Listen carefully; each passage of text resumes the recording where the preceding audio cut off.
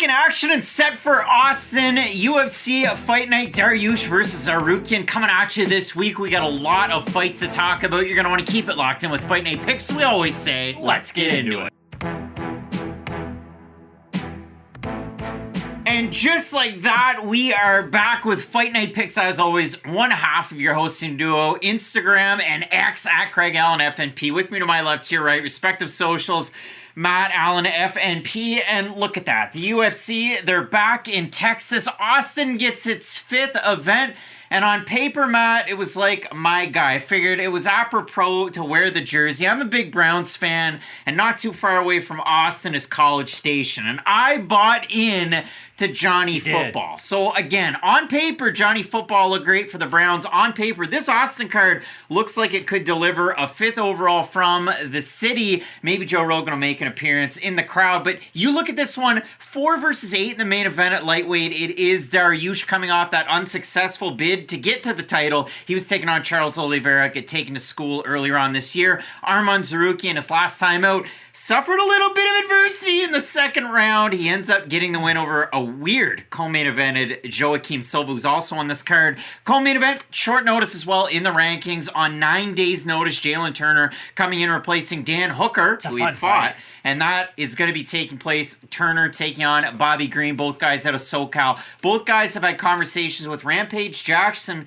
and Ryan Sheckler. Interesting stuff there. Do you know what I like about this card? I feel like even fighters who are a little bit lower on the prelims have all had fairly significant pushes at some point throughout their careers, right? You look at Miesha Tate, we haven't even mentioned her. One of the all-time great female fighters, and she's not even on the main card. It was out there earlier on Reddit a few days ago. 13 fighters on this card have competed in a main event or co-main event with the UFC. Impressive. 10 fighters are ranked on this card. The biggest story that you're going to have to look out for, there are a total of 7 fighters that are either moving between weight classes, had their last fight as a catch weight, or had missed weight in their last matchup. So weigh-ins are going to be key in Texas this week. And do you know what fight I'm pretty excited for that's kind of, it's a bit of an unknown. I think Joe Solecki, Drakkar Klose is going to be a fun fight. It's a bit of a contrast in styles, but again, it speaks to what I was talking of. Fighters who are on this card who had significant pushes, are they going to go on to fight in the top 15? Probably not, but people forget how good Drakkar Klose was before a lot of this inconsistency has happened, because he was a really heavily push fighter 2017, 2018. The injuries have gotten in the way a little bit. There was the whole Jeremy Stevens push. A lot of people might remember that. It's just there's fighters on this card who just at one point in their career people thought they were going to be something. Klose coming off of major ACL injury. Exactly. He's been away for a year. Joe Solecki, one of the more boring fighters you're going to see out there. But overall, Matt,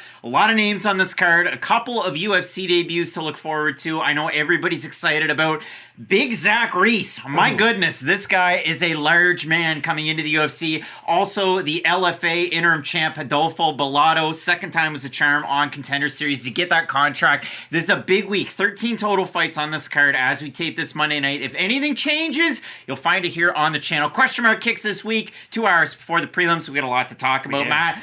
So as we always say with Fight Night Picks, let's get into it.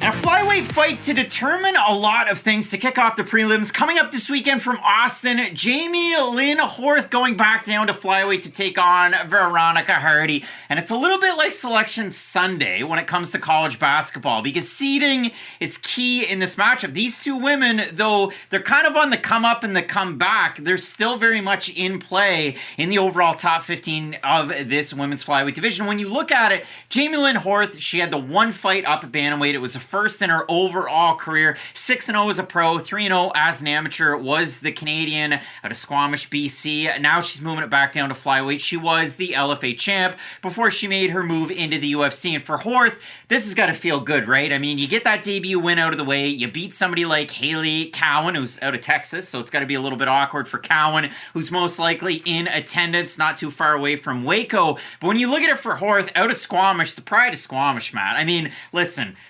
Cole Smith, he tried, and it worked for a little bit. Almost beat Miles Johns, but it didn't work all that well. Horth is really carrying the torch. But when I look at this fight, Matt, overall, the storylines of Horth moving back down to 125, not that I'm worried about her weight cut, but she's a massive flyweight if you go back and you watch her fights. And Hardy's not a big fighter by any means. No, and Veronica Hardy, I mean, she's bounced around. She had that one fight at 135 against Bia Malecki, and people might forget, like, Hardy was out for 3 years and 4 days from 2020 to 2023. Concussion issues looked like that was it. Like retirement was on the way. She's gone on to work around PFL Europe with Dan Hardy. She works for Aris FC. She does a lot of commentary gigs. So for Hardy, the big comeback fighter last time out. And when you look at it overall, Matt, I mean, I think of Ning Guangyo when I think of somebody like Juliana Miller. That was who Veronica Hardy was able to beat. Ultimate Fighter winners that I know, but nobody else knows. It's been a while since there's been some great Ultimate Ning Guangyo won the Ultimate Fighter China,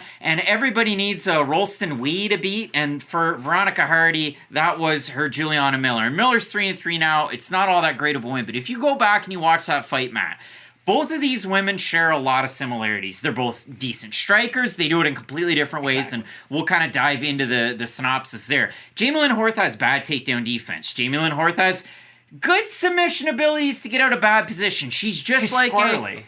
There's a lot of fighters on this card that I'm going to talk about. They're going to go Kimura lock. They're going to go leg lock to get themselves back up to the feet. But when it does come down to it, Matt, I feel like Veronica Hardy's a better grappler than Jamey-Lyn Horth, and I don't know if everybody's going to be talking about that part. And I do agree with you, because here's the thing about Veronica Hardy. For the longest time, she was kind of 2 years away from being 2 years away, right? You thought, hey, if she is able to make some of those improvements, not to her striking game, because she does have really nice strikes. She reminds me of a fighter. Hopefully you get a kick out of this. I thought of this today. Well, hold on. We already had Ning Guangyo. So. I was always critical of this fighter. He is good, but fair to see him when you look at him strike, right? They're really nice to look at, but he's not the most powerful striker in terms of damage. Veronica Hardy, I would kind of put in that category. Technically, she is a very good striker, but she's not going to go out there and really put her opponents away with massive shots, where I do think she is going to be able to land on Horth. I just don't know if she's going to be able to land on Horth so consistently without the takedown, and that's where I do agree with you. That's why I do think the offensive takedown is going to be really important for Hardy, because saying she would look like she was 2 years away from being 2 years away, it feels like she is making those improvements now, and I know the Juliana Miller fight, the opponent might not be the best opponent in the world, but Hardy does look like she's making improvements to her game. Would you agree? Listen, I mean, stats and control time, they don't always tell the tale. You got to go back and watch the fight. But if you look at it for Hardy at the end of it, 3 times 30-27, 7 minutes and 36 seconds of control time. She absolutely dominated a good jiu-jitsu player. And you talk about the striking with Hardy. We mentioned this on the build-up to the Miller fight. Now, candidly, did I take Hardy in that one? No. But I threw up every red flag in the book as to why you should. And she was a big underdog in that fight. Gets the win. But Hardy, when it comes to the veracity and the ferocity of her strikes, you hear that in that debut against Ashley Evans-Smith, Dan Hardy, they weren't together at that point at all. Veronica Hardy was married. It's like that Justin Verlander meme where he like throws Kate up to the ball with his number on it. But Hardy was all over it with Macedo at the time. If that makes any sense to the fans out there, is wow, she's really ferocious. She hits really hard. She has a big variety of strikes. And you look at it, again, just numbers on a page and her overall skill set. She was a 5-time USA National Champion Taekwondo. I mean, highly accredited and belted in karate, Taekwondo, and BJJ. That's been it for Hardy. And the build into this fight, you've seen it with JHK in the All-Star, and I'm going to reference them a lot this week, but Hardy talking about the fact that she's really moved her talents, the Team Renegade with the Edwards brothers, and the whole list of talent that's at that gym to work more on her grappling. You see the striking and everything at a Great Britain top team. You see her training in the States at Henzo Gracie's, and I'll throw some pictures up there from her Instagram there. Now, again, the big payback on this one, Jamey-Lyn Horth. You go down through it, you look at everything. I bring up Squamish, BC, and everybody that she's been able to train with, but Squamish, we're talking inland a little bit from Vancouver, but you're getting a little bit of the work in Vancouver. But the big thing for Jamey-Lyn Horth, you see it on her Instagram as well. Not only did Lupe Godinez go to train at Lobo Gym in Mexico, Horth went along for it as well. So a little bit of the camp there, a little bit in Canada as well. And Horth has really kind of gained in her skill set. Her striking, she'll give one to take one. She hits really hard. So I was down on Horth kind of coming into the UFC. I picked Cowan, you picked Horth. But overall, when you go back and you look at a lot of her performances, she's got low hands. She keeps her head really high. And she can withstand a lot of the punishment. And if you go back through it, you look at everything, she can struggle to break some of those clinch positions. And I found the biggest fight to go back and watch to get ready for this one, and I think I mentioned it in the Cowan video, was her fight against Corinne Laframboise. She's short, she's compact, she's supposed to fight on Contender Series with Laframboise, and I think she would have ultimately gotten a UFC shot. but she is one hit, one kill with her grappling and her jiu-jitsu, and she was able to control large portions of the first round and the second round against Horth. End of the second round, Horth starts to open up with the striking. Hurts last round was. Third round, it's Horth. And that's why I think this fight's kind of weird, right? You think about this with pitching at really high levels in playoff matchups, right? You can't show your off speed early. You want to save it, right? You want to keep batters on their heels. I almost don't want Veronica Hardy to go for a lot of takedowns early in this matchup, because if she does get those defended, especially early on, it's going to make her more of a sitting duck on the outside and make it less of a threat as this fight goes down the stretch, because Horth's best opportunity to win this fight is, of course, defend those takedowns with the low hands that you speak of, and I do think she is the more damaging striker between these two in the pocket. Now, the volume game might be a little bit interesting if Hardy is able to really go in there, throw with a lot of good flurries, because we haven't seen it that much. No, because she will throw in these blitzes, right? And that's where Horth could hit her with a big counter shot, because when she is active on those 2 or 3 big hooks onto those entries, if they land and she's able to evade the 1 or 2 big shots of Horth, then those are positive points for Hardy that Horth will have a retaliation for. But if she finds herself getting hit, getting countered, if she's not able to get those takedowns, it could be a really long night for Hardy, because I don't think these two really compare in terms of punching power. Now, I don't think Horth is going to go out there and get a ton of TKOs at the highest level, but in terms of damage, I do think she is the more damaging striker for sure on the feet. When you look at it and you consider like that, I think you should leave skit where, hey, Mike has the best friend group, but I have 200 friends in my friend group, and the guy goes, that's solid, it's lights out. If anybody was lights out in anything, Jamey-Lyn Horth, it comes down to her striking. Veronica Hardy, it comes down to her takedowns and her ground game. Hardy had a fight of the night. You can go back and watch it. It was against Andrea Lee.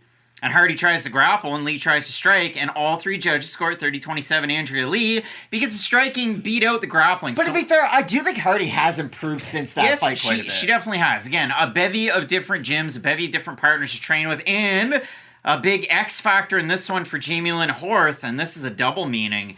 Malcolm Gordon flew from Ontario to BC to train with Jamey-Lyn Horth to get ready for this matchup. If you're going to look at a 125er that's going to be able to wrestle to a pretty high degree, Malcolm Gordon's that guy. Has it translated to success in the UFC? No. But he also came in after 32, and I wouldn't have expected it anyway. So when we do look at this matchup, Matt, Jamey-Lyn Horth, it's about at par. I'm going to look at the Tapology votes, Matt. We leave this one to the fans, but we're going to throw an over-under out there. I'm going to say over-under. I'm going to say 60% Veronica Hardy. I think the fans have her. I think they'll be over. I think she's popular. And it's the opposite. 1,442 total votes, 56% Horth, 83% by decision for the 44% that have Hardy, 82% by decision. So the fans have Horth.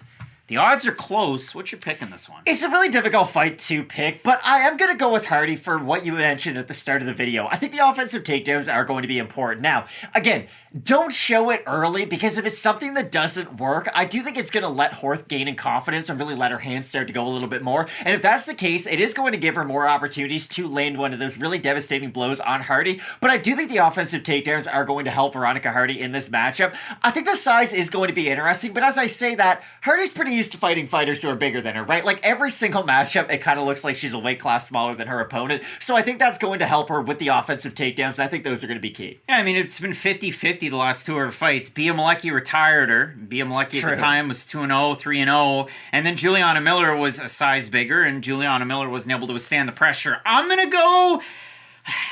I have a hard time with this one, guys. Like, really. I'm going to go with Veronica Hardy as well. I think the grappling can win out. But Jamey-Lyn Horth, if you go back and you watch a lot of the tape, she will get taken down. She will threaten with some of her jiu-jitsu. She's got a really good top game. She's damaging with elbows and her strikes. And when it's on the feet, Horth is a better striker, even though, you know, numbers on a page, it might not tell you that. So really, I'd advise somebody on this one, go back, watch a lot of the tape, maybe grab yourself a pop and popcorn when you're watching this one, sit it out and enjoy it for what it's worth. Both of us in this one going with the English American Venezuelan Veronica Hardy to get the win. Make sure you tune in for the rest of the videos in the series. You can only find them in the full card video. Keep it locked in with Fight Night Picks, we always say. Let's get into it.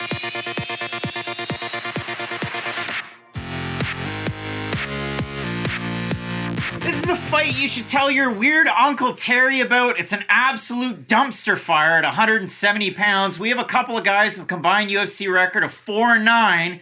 Sometimes they make weight, one more than the other, and it is a matchup and a bit of a clash of contrasting styles. We have the prodigy, not BJ Penn. It's Wellington Turman representing one of the biggest, not up-and-coming, just biggest gyms of all time now, to share MMA and fitness. He's going to be taking on the Night Train, No, not Jason Aldean. We're talking about Jared Gooden. The last time I talked about a Jared Gooden fight, I got in a spat with another guy that makes videos like this because I was highly critical of Jared Gooden missing weight. And I still stand by it at this point. Matt, Jared Gooden, 177 pounds, took a fight on short notice his last time out. He was unsuccessful getting the win. He was taking on Carlston Harris. Now, there's a lot of common opponents between these two guys. Randy Brown's one of them. Carlston Harris is another. And it's funny because Jared Gooden tried to fight him at 170, came in at 177. Wellington Turman fought him at 170 way back in Brazil years ago. Wasn't able to beat him. Carlston Harris, turns out, he's pretty good. But when you do look at it for Jared Gooden, the reason why I was so kind of upset about the weight miss was 177 in that matchup against Carlston Harris on short notice. He weighed 174 before he got signed into the UFC, fighting at welterweight. UFL, Tito and Rampage. He was taking on DeMarcus Jackson, missed weight in that one. He also missed weight way back when taking on Come a Rude Boy. Can he get it up? Randy Brown. So Jared Gooden, it's been a thing, and he's missed weight a fair amount of times. Getting ready for this one, training at Muscle City Barbell, and he's also featured in a new movie that's coming out, so I'll throw a couple of things up there, but interesting stuff for him. When you look at it for both these guys, though, Matt, Jared Gooden gets a lot done with his boxing. For sure. And one of the sneaky parts about his game that I didn't think about going into the tape study of all this, he rips the body to great effect in his matchups. You saw that in the DeMarcus Jackson fight where he does it in the first round. He doesn't have good takedown defense. I know UFC numbers on a page like 68%. It's not very good. No, but I'd agree. when he does get his boxing going and when he does figure out the range, if his opponent's not throwing a lot of kicks and not really chopping up his legs, the threat of the takedown isn't there, Jared Gooden can take away. And that right hand that he throws with a little bit of a boop right on the end of it, it is an interesting punch. And when you're taking on a guy like Wellington Turman, who you watch his first fight in the UFC, you watch him now, he's changed a lot. In the fact that he's a better striker, I'd say. His striking's gotten better. His head movement's gotten better. His chin's gotten a lot worse. Exactly. It's gotten a lot worse. This is a very weird fight for all the reasons you brought up. And the thing about Wellington is, every time you do start to see those improvements in his fight, he'll kind of give you a reason to not believe in him anymore. And Wellington is a fighter who, when he starts to get touched up on the feet, he does get a little bit uncomfortable with it. And I do think he's the more complete fighter in this matchup. That has to be said. You bring up some of the defensive liabilities Gooden has in his grappling. Wellington is a very good grappler, especially when he's able to get that top position. He has good ground and pound, great submissions, like a really nice BJJ game. But the thing is, he's almost too good of a striker for his own good in a matchup like this, and that's what worries me. If he does get caught throwing some of those naked kicks on the inside when he's in the pocket, I think Gooden could make him pay for some of those shots over the top. But if Gooden isn't able to defend some of those early takedowns, and if the kicks start to make him uncomfortable, I just don't know if the boxing's going to be enough, because people are going to remember him for his last performance. Do you guys remember his first run in the UFC? It wasn't a great one, right? So I went back and I watched it, actually, getting ready for this one. So when I was watching the fights that Wellington Turman had, I watched his fight against Marcio Alessandri Jr. with Future FC, where he won the belt. And in that one, Wellington doesn't move his head off the center line, marches forward. It's all straight line striking. He gets into range. He hits Alessandri. He finishes him. It's over. And then he comes in against Carl Robertson. And I'll throw a clip of us talking about Carl Robertson and Turman so you can see many studios ago what it looked like and many haircuts that was ago. An interesting fight. But if you do look at it, I mean, Wellington was a guy that, again, it was all straight line. It was power. It was fury. Even his fight against Carlston Harris, he's chasing him around the cage. So when you look at that guy to the guy now, and you go back and you watch Wellington Turman's last fight, he's taking on Randy Brown. He has changed a lot. He moves his head a lot. He moves his core quite a bit. His legs kind of still do the same thing, though. It's kind of the horse kind of, which can't, is the dog wagging the tail or the tail wagging the dog? That's Wellington Turman's problem, if I can spit that one out.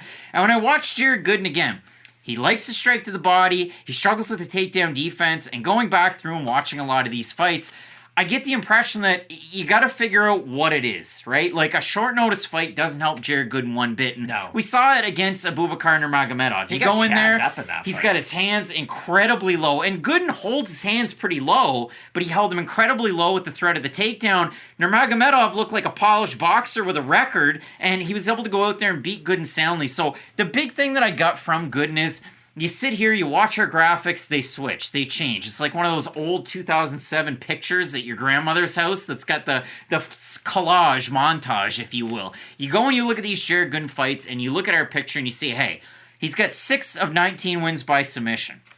The best guy he beat by submission was 4-1 Marcel Stamps in 2019, and the guy was 4-1, and Jared Gooden was 14-4. So the submission game isn't the big thing. He definitely has a good breadth of boxing, training at, like I said, Muscle City Barbell, but also with Kelly Davis, who is an accomplished boxing coach. And you see it with Gooden too. Like he'll cross train a little bit. Fusion XL. You always have seen Phil Rowe out there. You've seen some Atlanta, some Georgia, a lot of different Florida Georgia line. Am I right, brother? So when you do look at this one though, Matt, again, it is a clash of styles. Turman likes to strike more than maybe he should, but when you're training with guys like Rodolfo Bellato, who's in the gym getting ready for this matchup that he has on this card, Figueiredo, who Turman's been kind of going there for a really long time, set up shop, and of course Glover, who looks like a guy that lives in Boys Town or Perth Andover, New Brunswick now, with the plaid, the boots, and the hat. It is what it is. When I look at this fight, Matt, Turman's a big favorite. I don't really know why. He's very talented, but he beats poor fighters and he loses to good fighters. Again, the I think he's the more well-rounded out of the two. The wins for Wellington Turman in the UFC. Maluko Perez, it was a close fight. Miesha Serkinov, where he was getting the absolute breaks beaten off of him, and then he threw up a Hail Mary submission win.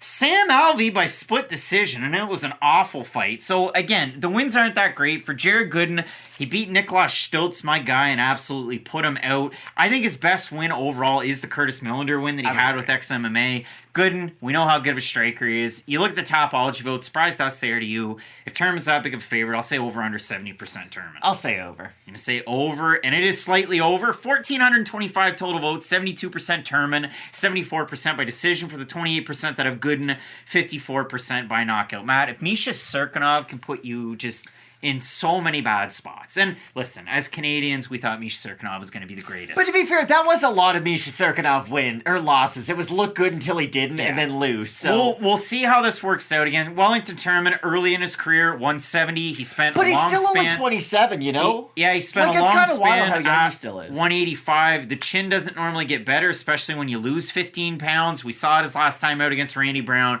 He got outstruck, as did Jared Gooden at 174, because that's what he weighed when he took on Brown. So in this one, Matt, I have Wellington Turman. I think, again, a little bit more well-rounded. The threat of the takedown would be a big thing for him, but we'll see how it plays out in this matchup. I agree with every single red flag you just threw up about Turman, but I do have him to win, because if he is able to get in that top spot on Gooden, I think that's enough of a game-changing position to where Gooden would have to, drop him, basically knock him out to kind of get that back. You look at the Gooden losses, too. I want to leave you with this. Mike Graves is a loss. He made it pretty darn far in the Ultimate Fighter. Bruno Oliveira was on Contender Series. He was the title challenger over with the LFA. Alan Joban, Abus Magomedov, Randy Brown, millionaire Impa Kasanganay, and Carlson Harris. Jared Gooden has lost to some very, very good fighters. Make sure you check out his new movie that's set to come out called Love Spell. One of two fighters on this card who have recently been featured in featured films. So, Matt, in this one, both of us going with Wellington Turman to get the win. Let us know what you have down below in the comments section. If you're a movie buff, toss out those recs for the boys and check out the rest of the videos on the channel, Matt. Keep it locked in with Fight Night Picks. We always say, let's get into it.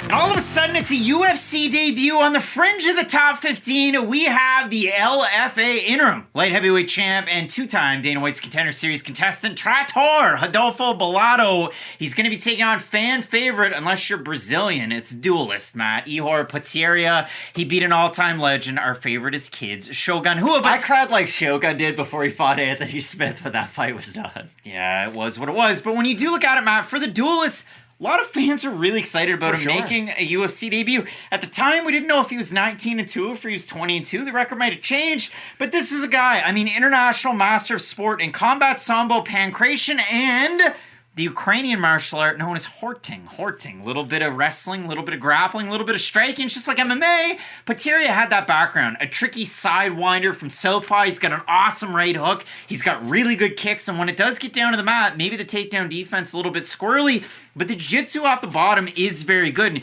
you'll see a little bit of that with Zach Reese coming up on the card against Cody Brundage. But when you look at this matchup, Matt, Ihor Potieria, they haven't really given him many easy fights. The debut, he takes on, listen, we don't want to channel strike, but Nikolai Marianu, and in that fight, he got beat almost pillar to post. did. First round was kind of competitive. You saw the knees become an issue as it went along. Then he goes out there and he finishes Shogun in Brazil. He does a squirrely little finishing move, so to speak, sequence. The fans didn't like that. And then they said, Potieria, here's Carlos Ulberg.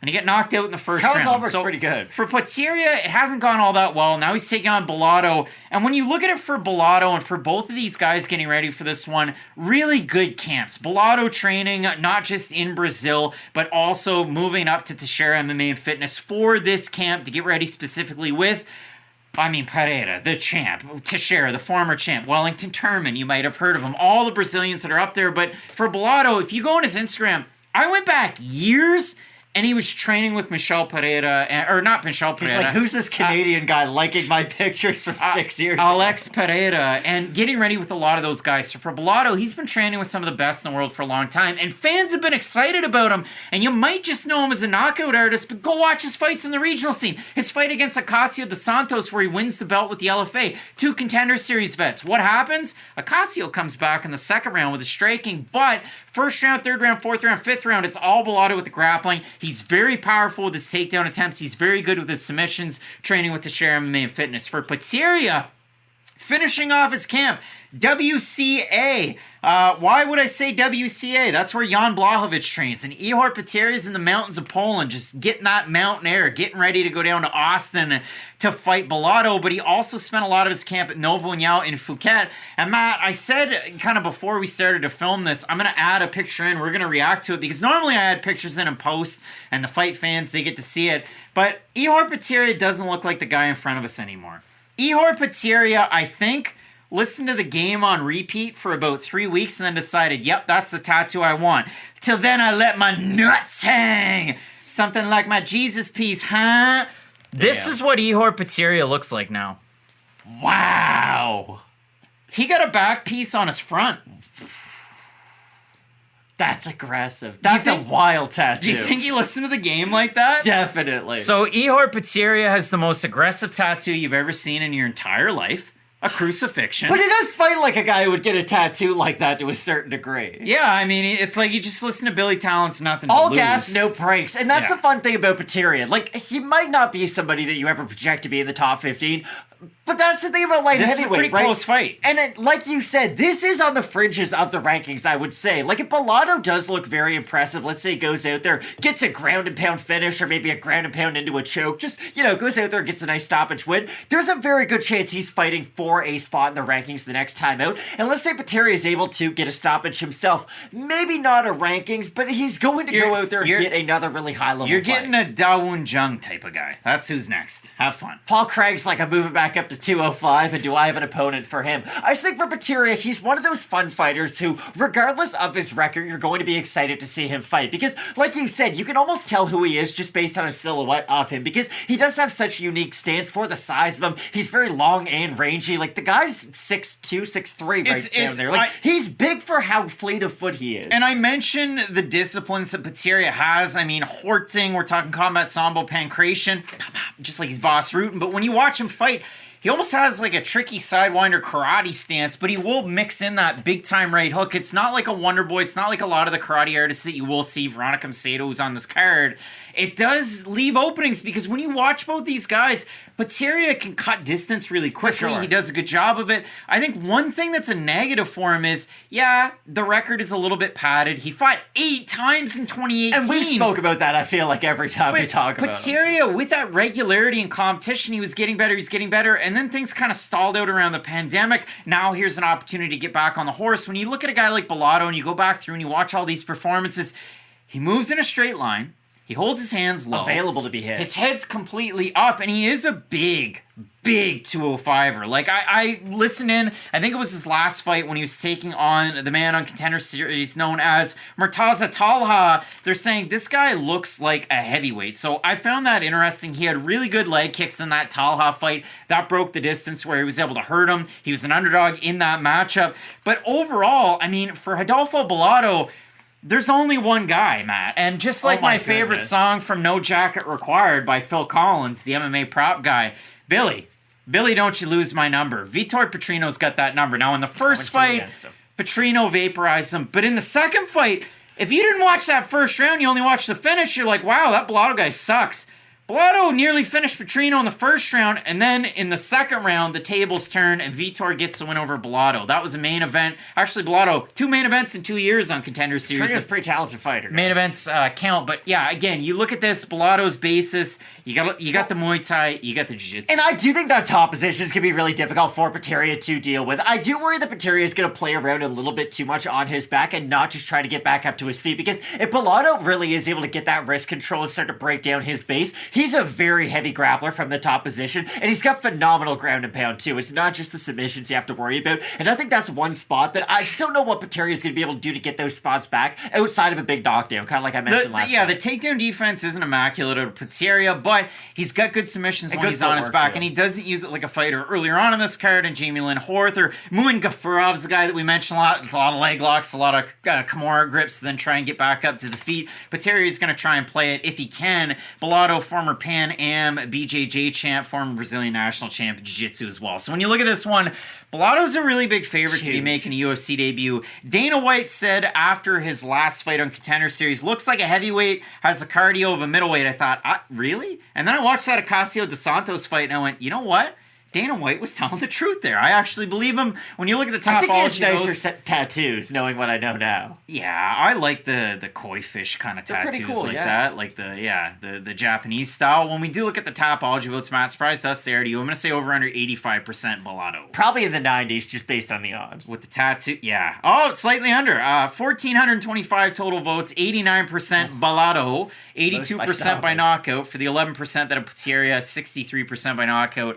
I do think Bellato is going to be able to get the win. The odds give me a little bit of pause because Bellato is extremely hittable. And it's not just because he got knocked out by Petrino twice. Even look at the fights that he's winning. Straight line, no movement side to side, no head movement, low hands, head up high. So listen, it's been a hallmark of MMA knockouts, boxing knockouts, Muay Thai knockouts, pick your combat sport knockout.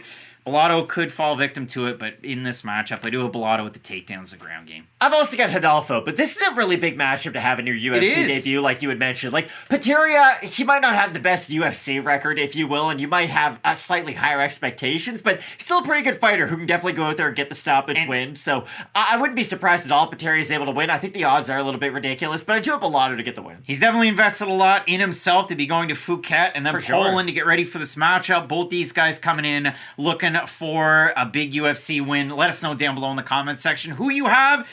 Some big-time fights in this card. Dariush taking on Tsarukyan in the main event. You're not going to want to miss it. Keep it locked in with Fight Night Picks, we always say. Let's get into it.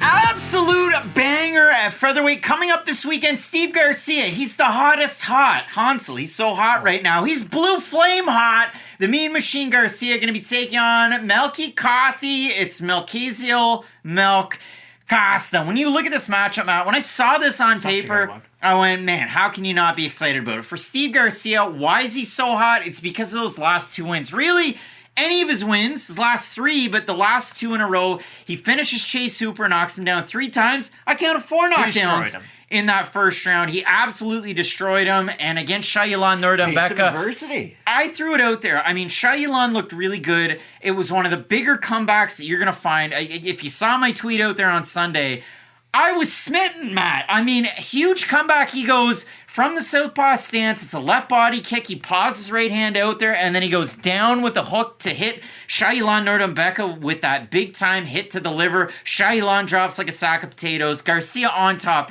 This guy, when he's on, is so animated and fired up. Comeback is CM Punk in Survivor Series, you might say. How long is that going to last? But when it does come down to it, Steve Garcia is one of those guys that win, lose, or draw, I'm going to get excited. Just a fight of the night machine. His fight against Charlie Ontiveros, if you'll remember. Axe kick to the head where he gets wobbled. He finds himself back in it. He drops Ontiveros multiple times. It's just bleeding like a stuck pig if Jim Ross, to make another reference to wrestling, was a thing. Steve Garcia had Ontiveros there. Now, when Garcia loses, he tends to get out wrestled, Exactly. or you're able to kind of dip and dab a little bit, and you're able to piece him up. Now, Garcia was supposed to take on Sean Woodson not that long ago, back in September. He did an interview with JHK and the All-Star MMA. He said a back injury in training. He was grappling with a teammate. They got him in a twister. His back just got really tight, and then all of a sudden it was to the point where he couldn't do a lot. He was having some issues. He had to go to the PI. They recommended that he kind of move away from the fight, so to speak. So he's been back. He tried to get through it, but it just didn't work. So back injuries kept Steve Garcia out for a bit. For Mel Costa, the debut, short notice up a weight class against Thiago Moises, didn't go his way. He got submitted. Although he tried to throw up some submissions out there. That's going to be hard against one of the better grapplers at 155.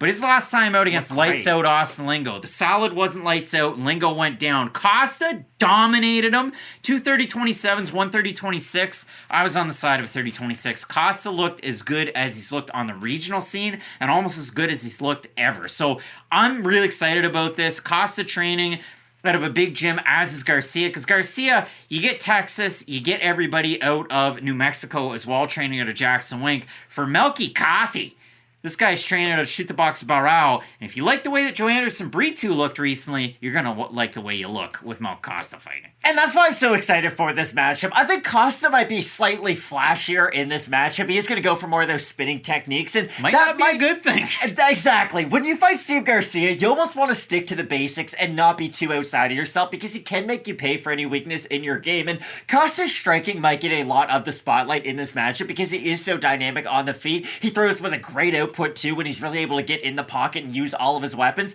But the offensive wrestling is pretty high level too. And you bring it up, when Garcia loses these fights, it rarely is on the feet, even though we have seen him get tested and clipped on the feet, but he can get out wrestled in a lot of these matchups, and I do think Costa has the type of wrestling and the overall top game to at least stay in that position throughout this matchup. And I know everybody wants to get excited, oh, Costa versus Garcia could be fight of the night. I think the path of least resistance for Costa is use some of that offensive wrestling and not get too flashy on the We feet. saw the Luis Pena fight against Steve Garcia. It wasn't great. That was UFC Rio Rancho when Jan Blachowicz called out John Jones to the tune of nobody cheering because New Mexico didn't really show up. He did starch Corey Anderson, though. I don't think there were a lot of Coors Light strength that night because that crowd was as mild as could be. Now, if that crowd was in the Maritimes of Canada, the roof would have gone off the place. But when you do look at this matchup, Costa, a very flashy striking arsenal. He likes to do a lot of the spins. Garcia talked about it with JHK.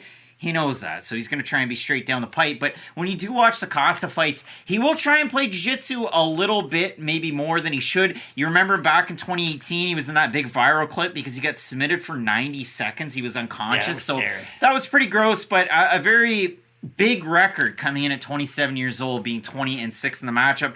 Costa is heavily favored in this one. Complete game from Costa, the big power out of Garcia. And from that southpaw stance, he gains a big advantage on these orthodox guys. He's got really good length. He's got really good distance management. I know Mahashata finished him. That was a surprise to a lot of people. And again, Pena did with the wrestling. But that's the thing about Garcia's style, right? For as powerful as he is, it's not the most refined of techniques. There is a bit of that early career Justin Gaethje to him, where you can hit him. He is very available. But again, it is one of those risk-reward matchups that you have to take into consideration, because if you are going to stand in the pocket and try to land on Steve Garcia, just know there's a lot of power shots coming back. And again, against a lot of orthodox strikers, Garcia's going to have that in his back pocket. In this matchup, yeah, Costa will switch his stance a little bit, but primarily this is southpaw versus southpaw, and we have a few of these on this fight card. Costa's favored in this matchup. We have a look at the Tapology votes. Surprise to us, as they are to you.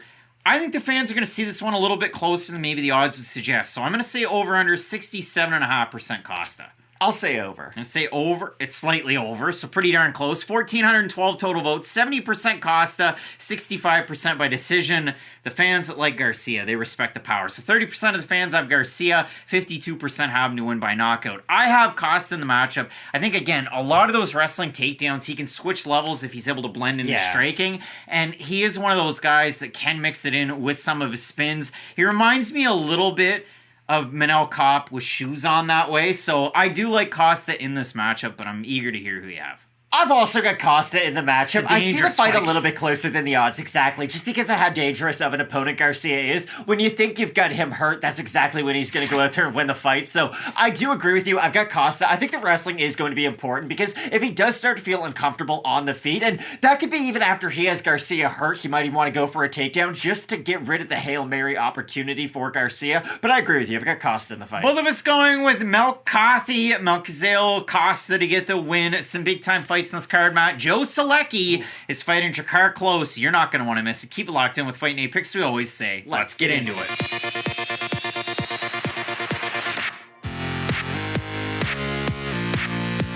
Lightweights at different titrates, and that's chemistry, brother. Mixing it together in the octagon in Austin, we have Drakkar Klose taking on Joe Solecki. And Matt, you opened up our show in the intro saying that this was an interesting fight. And can I explain? I think it's a bad fight. I think it's an awful fight. I disagree for this reason only. I've always felt like Drakkar Klose is 1 or 2 good wins away from at least putting together a decent career. Because you said the same thing about 7-4-1 Veronica Hardy.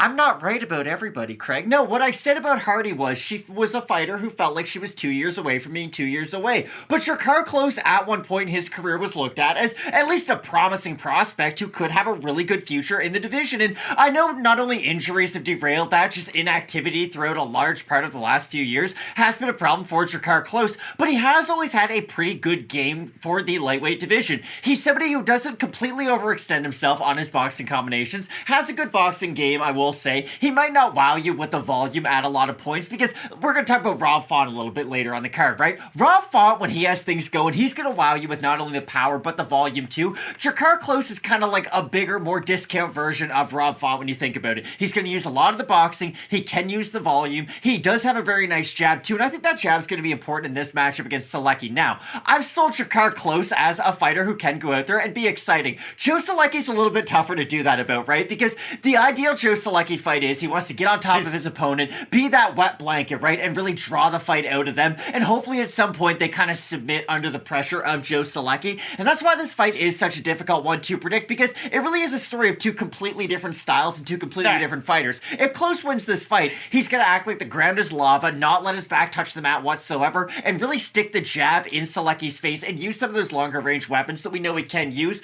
But if Solecki is able to get that top position, he could slowly suck the life out of Drakkar Klose. Solecki's a little bit like that kind of cutscene type song, One Note by Tenacious D. Because he's one note, and it's one hit, one kill jiu-jitsu. Now, he's one of the stronger representers of Jim O, and he fights pretty well like John Salter. And you might have remembered Salter from his earlier time in the UFC, or him with Bellator, where he got close to the ring, but he never was able to capture it. But Joe Solecki really does work in his wrestling to get you down to the mat, to work his submission game. You saw that his last time out against Carl Deaton. Now, that fight was on short notice. Deaton accepted it on a little over a week's notice, replacing Benoit Saint Denis. Yes, all that hotness. And Joe Solecki was able to go out there and absolutely put away Carl Deaton with his takedowns. And Deaton's takedown defense here and there, I forgot about that fight. I did. I really did. I thought Joe Solecki's last fight was against Alex De Silva. A majority decision win where Alex De Silva looked pretty darn good with his striking. And Solecki, yeah, he did a little bit of grappling, but his wrestling and his control time, they didn't really do a whole lot with it. So Solecki's a little bit like another fighter on this card in Sean Brady, to where the grappling's really good, the wrestling's really okay, and the striking's really the one thing I will say that kind of modest. Differentiates them is Joe Solecki's big issue is the ground and pound isn't necessarily there, right? Like outside of the big submissions, it is difficult for him to make up difference, right? Like Sean Brady can. Sean Brady has volume in boxing on the feet. Joe Solecki is a positive striker in the UFC, but I don't bring up strike rates all that often. Joe Solecki's strike rate, significant strikes landed per minute to absorb per minute, 2.24. less 1.53. He doesn't throw a lot of strikes, but he doesn't get hit very often. Those numbers may look like, oh, Joe Solecki spends a lot of time striking. No, it's a lot of time on the mat, but regardless, he doesn't do a lot of striking in general. And that's the thing about Solecki and why a lot of these rounds are kind of difficult to judge, right? Because let's say Klose is able to go out there, land really nice jabs, land a couple straight 2s down the middle, and land good damaging shots, but maybe not a knockdown, right? Let's say he gets taken down for a minute and a half by Joe Solecki. Even if Solecki has that top position, he's not all that well known for the ground and pound, and that's why it might make the rounds really difficult to judge, because he'll get all that top control, but but what is he doing with it outside of the submissions? That's really always been the issue for Solecki. And there's going to be a lot of big-time comparisons. There's so many different parallels on this card. When you look at Drakkar Klose, in 2005, he was a Michigan State champ in wrestling at South Haven High School. He then went to wrestle for North Idaho College, JUCO. Matt, there's another fighter on this card that I'll talk about a little bit later on that also went to North Idaho College for his wrestling. So Drakkar Klose's basis is in wrestling. He left wrestling to start doing the mixed martial arts like the other fighter did, and it really was able to go off to the races. When you look at Klose, a lot of his striking, it is very good, as you mentioned, but we'd be remiss if we didn't mention he had that hard fight against Beneil Dariush. That's the one, the Anik DC Rogan meme. Goodness. But it's also the fact that Klose was then supposed to go out and fight who? Jeremy Stevens. You had the shove, you had the concussion issues, the whiplash, the herniated disc. Klose was out for a very long time, and then he came back. So from 2020 to 2022, he was inactive. He fights Brandon Jenkins, and Jenkins wasn't very good in the UFC. He was a big favorite. He's kind of, Brandon Jenkins is clumped into that Charlie Ontiveros land in my mind of you were good outside of the UFC, and in the UFC, it happened. you were not as good. So he gets the win there. Klose goes out his last time out. He beats Rafa Garcia. That's a really good win because Garcia is Klose's equal pretty well stylistically with the boxing, with the work that he's able to do on the outside, bridging the gap as well. And Klose put a pace on further in his career after the injuries. But I did listen to an interview that Drakkar Klose did with, and I'll make sure that I throw it out there, Combat Sports on Fanatics View. It's a mouthful. With James Lynch. He was out for 6 months on the sidelines after he tore his ACL, had to come back to it, a lot of recovery time out of the MMA lab, and he said, and I quote, when he was looking at this fight with Joe Solecki, hadn't heard of him before, his manager offered him, manager managed both guys. That's always weird, but Klose fought a lot of guys that his manager in a previous life had managed as well, so an interesting one there for Klose. Klose is a slight favorite in the matchup at 35. Obviously, there's so many, this guy fought that guy, and that guy fought this guy that are on this card, so Spider-Man memes abound. A lot of lightweights. But Drakkar Klose, again, he has fought some guys that are on this card. Namely, one half of the co-main event, he beat in one of the most controversial split decisions over Bobby Green. As I said, Klose's favorite, Solecki the underdog. We have a look at the Tapology votes. Matt, surprised that's there to you. I think Drakkar Klose would have beaten Joe Solecki badly in 2018. Now it's not as easy of a fight. Yeah. But I think the fans are going to have him. I'm going to say over under 80% Klose. I think it'll be under 80%, but it'll be the favorite. It's under 1,446 total votes, 68% Klose, 77% by decision. For the 32% that have Solecki, 70% by decision and 17% by submission. So, Matt, the fans are saying decision, so that would ultimately be a very boring fight. Who do you have in this one? The thing that I do like about Drakkar Klose's striking is he's not going to overextend himself a ton, right? He's not going to go for those big overhands. He's not going to lunge in with massive hooks. That could allow Joe Solecki to duck underneath and make the takedowns a little bit easier. And that's why I do have Klose in this matchup. I agree with you, though. I think back 2018, he might be a minus, 200, 210 favorite. But now the fight is closer because if he is in some of those more compromising positions, I don't know if he's going to be able to fight his way out of them. But I think he's going to be able to do enough on the feet to get the judges on his side. I do find this is probably going to go to a decision, though, either way. I was so excited about Joe Solecki coming into the UFC. Off of Dana White's Contender Great Series. grappler. You look at the run that he had coming in. You saw that Nicholas Mata fight where he was winning until he wasn't. That's pretty well every Nicholas Mata fight, too. But you go down through it. Beating Austin Hubbard by submission. Beating Jim Miller in a boring fight. Losing to Jared Gordon in a fight that I thought that Solecki had won. But still beating Jim Miller's impressive, Yeah. And you're right, it wasn't a good fight. He just had a lot of top control. But again, we always say it about Jim Miller. When you beat him, normally you go on to do great things. I do. When you beat Jim Miller, that's a massive name to have on your resume that does bolster your profile quite a bit. Nobody's going to their friends and saying, hey, cancel your plans. Joe Solecki's fighting. I didn't say that. I said normally when you fight Joe Miller, it makes people like us think, hey, you have a win over Jim Miller. He's when I look at it for Solecki, he reminds me a lot of another guy that's on the UFC roster up a weight class, Preston Parsons, who owns his own studio, who's a jiu-jitsu master. But the thing about Solecki is out of those 13 wins, you look at the submissions, 6 of them are by rear naked choke. Parsons will mix in a lot of power shots to close the distance to get his grappling going. Solecki will kind of throw a lot at you to then mix it in. I think Klose can hit him up enough and make that count in the judges' minds to then maybe go out there and get a decision win. So I do have Klose in this matchup. Matt also going with the man out of Michigan who's got a tattooed on his pectoral. But this is a very interesting fight, so I'd really like to get your thoughts out there. Maybe this is a fight where Klose slows down a lot off that ACL injury, and 35 really does look like 35 at 155, and he's PFL bound like a Jeremy Stevens. Matt, really interesting one in this matchup. Again, let us know who you have. Keep it locked in with Fight Night Picks, as we always say. Let's get into it.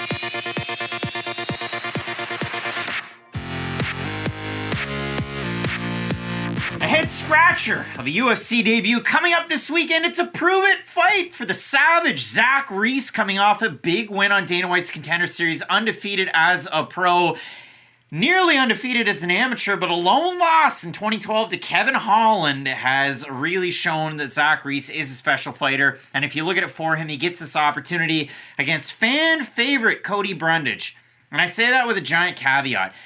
Social media turns house cats into lions, and you might have seen my tweet about that yesterday, but for Cody Brundage's last time out wasn't that long ago against Jacob Malkoun. The odds in that fight, Matt, they weren't close at all, and Brundage was a plus 410 underdog. He goes out there against Malkoun, gets the first takedown, they scramble a bit, then gets into another advantageous position. He's almost into mount. Malkoun gets the back. And listen, did Cody Brundage throw the illegal strikes? No. Jacob Malkoun did, and the referee and the commission made the decision to call that one a DQ and not a no contest. But for Brundage, you listen to an interview that he did with JHK in the All-Star MMA, and I felt awful, man. People on social media, the negative folks, they suck. And you could tell that they got to Cody Brundage. He deleted his social media for a while. You guys out there that go after athletes and people that are actually doing things in your lives, you should really just shake your head and think about the things and the mean things that you write to these guys. Because it wasn't Cody Brundage that did it. He had a stinger.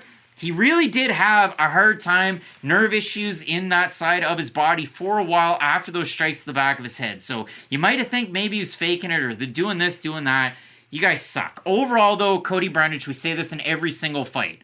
Things go really well until they don't. Just like a Nicholas Mata fight. And we remember it. The William Knight fight on Contender Series. Cody Brundage is beating William Knight soundly, and then he gets finished. There's other fights. The Dalcha Lungiambula fight. He's losing it really badly. Hail Mary shot. He drops Dalcha. And listen, or he's able to go out there. Hail Mary shot. Guillotine. He finishes him. You remember the fight where he's able to go out there against Tresean Gore and finish him? Impressive. That was the one I was trying to reference. But even in the string of 3 losses before his last fight against Malkoun, Olashechuk going out there, gets the takedown, gets a little over antsy, gets finished as it goes on. The fight against Figueiredo drops him early, and then he pulls guillotine, doesn't get it done, gets choked by the arm triangle. Then he goes out there against Shadriquas Dumas.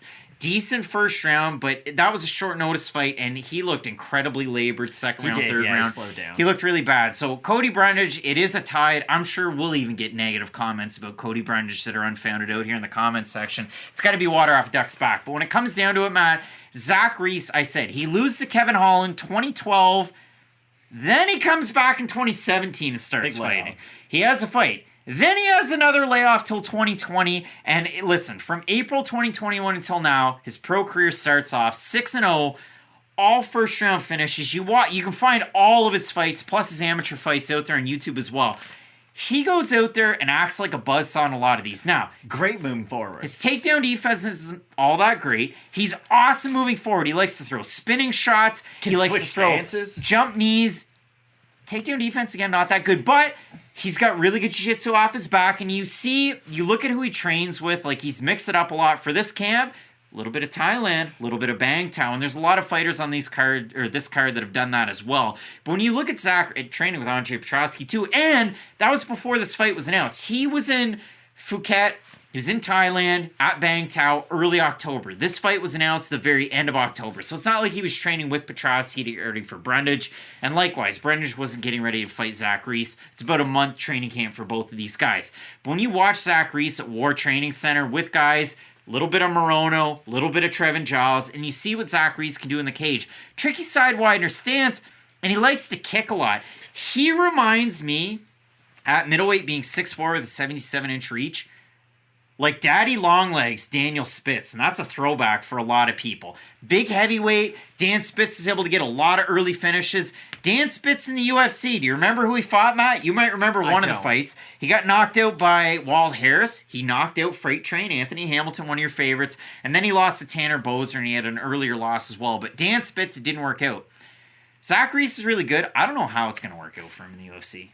I do think he falls into that category of it could all really work out well, it could work out, like, not that well. He's a high ceiling, low floor kind of fighter, if you will, because when Reese is able to move forward, and that really has been the case throughout all of his professional fights so far. Most of them. When he's able to move forward, he's an interesting fighter, because for as long and rangy as he is, he does like to go into that clinch and throw a lot of the knees up the middle, and he does like the tie clinch, he'll throw elbows over the top too, and it's interesting, because for a guy who likes to occupy either very long or very close, fighting someone like Cody Brundage is going to be interesting because Cody Brundage can excel at that middle range with some of his own boxing. So if he can keep Reese off him with some of those bigger power shots, it will limit Reese's offense, at least what he can throw moving forward. But the kicking range, I think, is going to be really interesting too. And if Brundage can use the takedowns to at least start to diminish Reese, because I do think on the feet, Zach Reese the more complete fighter in terms of what he's able to throw. But Brundage's power is going to be able to equalize a lot of these exchanges if he can make him pay. But again, I think the range is going to be the most interesting thing in this fight because at the longest range, Reese should be able to have success, but I do like his tendency to go into that clinch. It is a little bit unorthodox for a guy who fights as rangy as he does, but on switch stances, sometimes he likes to throw a punch, he'll switch stances, then kind of reach sometimes, but the reaching can leave him open to getting countered, and especially by a guy like Brundage. And he's one of those guys, there's a few on this card, he's really, really tall, his hands aren't up all that high, they're pretty darn low. He fights tall to all the benefits and the negatives, right? Yeah, and you look at it, I mean, that could help his takedown defense. War Training Center, as I mentioned, Giles, Morono, Ontiveros used to train out of there, Joseph Holmes, another middleweight. Ontiveros has gotten so many shout-outs. Out of that gym as well. And if you look at it for Reese, you can go back and watch a lot of these fights. So he beats Eli Aronov over on Contender Series. Reese is slight favorite in that fight. He looked worlds apart from his opponent. He was able to do a lot of damage in that. When you go back through, he beat Aaron Phillips, who was on the Ultimate Fighter Season 29. The Alaskan Bullworm didn't go well for him in that one. Reese is able to get the guillotine in. He's able to get the finish, and his opponent, Phillips, was completely out. You look at the fight against Britton. You look at the fight against Phillips. I mean, it's just a lot of early finishes, a lot of flurry, a lot of flash, a lot of flare. Even in the fight against Phillips, the referee's hair, he looked like Carlos Boozer. Somebody drew that one like on Sharpie. there. But before that, Zulfagani and then Jamey, those guys weren't all that good. Again, the fight against, I'll call him Zulf. Against Zulf, that one was at 205. Zach Reese weighed 198.6, so he's not a 205er, he's a 185er. He did fight Kevin Holland all those years ago in 2012 at welterweight. Zach Reese at the time, 167 pounds, so pretty wild there, but Reese, a really flashy, really interesting prospect. The other thing about Brundage, the back of the head type of stuff, he said, and I quote, when he was talking to JHK, he was out for 5 weeks after that, not training, and he said, I had a slight tear in my spine. I don't know if it was from the strikes, but he got that taken care of, and now he's coming into this one. So in the matchup, Matt, Zach Reese, a really big favorite. We have a look at the Tapology votes. Fans are what they are. I'm going to say over-under 75% Reese. I'll say under. I think they're over. Way over. 1,412 total votes, 91% Reese, 59% by knockout, 22% by submission. For the 9% that have Brundage, 38% by decision, 22% by submission, 25% by knockout. And for Alex Morono, again, you train with him, you're also the commentator for Fury, so you're probably going to talk up your guy. But he spoke so highly of Zach Reese, and even in the fights where Reese wasn't utilizing his jiu-jitsu, he was saying, wow, this guy's really good off his back. I don't like the takedown defense. I think Cody Brundage beat Zach Reese in this fight. The takedown defense does worry me, don't get me wrong, and I worry about the Shane Carwin effect, right? You have all these first-round stoppages. How are you going to look after you get over that hump and if you have faced adversity? Because how is he going to look if he is defending those takedowns? Because they're going to make him work at a very high level, especially against a guy like Brundage. You can see that, and again, when you're an amateur, it's three-minute rounds. And if you watch his fight against Parker Didier, in that one, he gets a rear naked choke finish. In the first round, Parker's going for all the takedowns, and Zach Reese has a hard time getting off the cage. It's not just in that fight in 2020, 2021, but he has a hard time getting off the cage at points. You talked about the good tie clinch, but when you're always trying to go for a tie clinch, what happens when your hands are high? You got to figure out your base, and sometimes guys can break it and then go low for takedowns. So Parker tires out after 3 minutes of action, and in the second round, after the takedown attempts and the clinches, then it's Reese kind of pulling away with it. I just think some of those attacks up the middle are going to be able to deter Cody Brundage enough so that he can't shoot for a high volume of takedowns. I think he's going to get one throughout the fight. I don't think Zach Reese is just going to be immune to them all of a sudden. But I do think the overall striking of Reese will get to Brundage. But this is a big fight for him to take in his debut because Brundage is by far the biggest test he'll have. Yeah, it is a big-time matchup, Matt, in this loaded middleweight division at this point, Matt, with Sean Strickland as a champion. Anything is possible. We're split on the pick. You've got the Savage, Reese making his debut. I'm going with Cody Brundage. Let us know in the comments section who we have down below. Some big-time fights in this card. Dariush taking on Tsarukyan at the top. You're not going to want to miss it. Keep it locked in with Fight Night Picks, we always say. Let's get into it.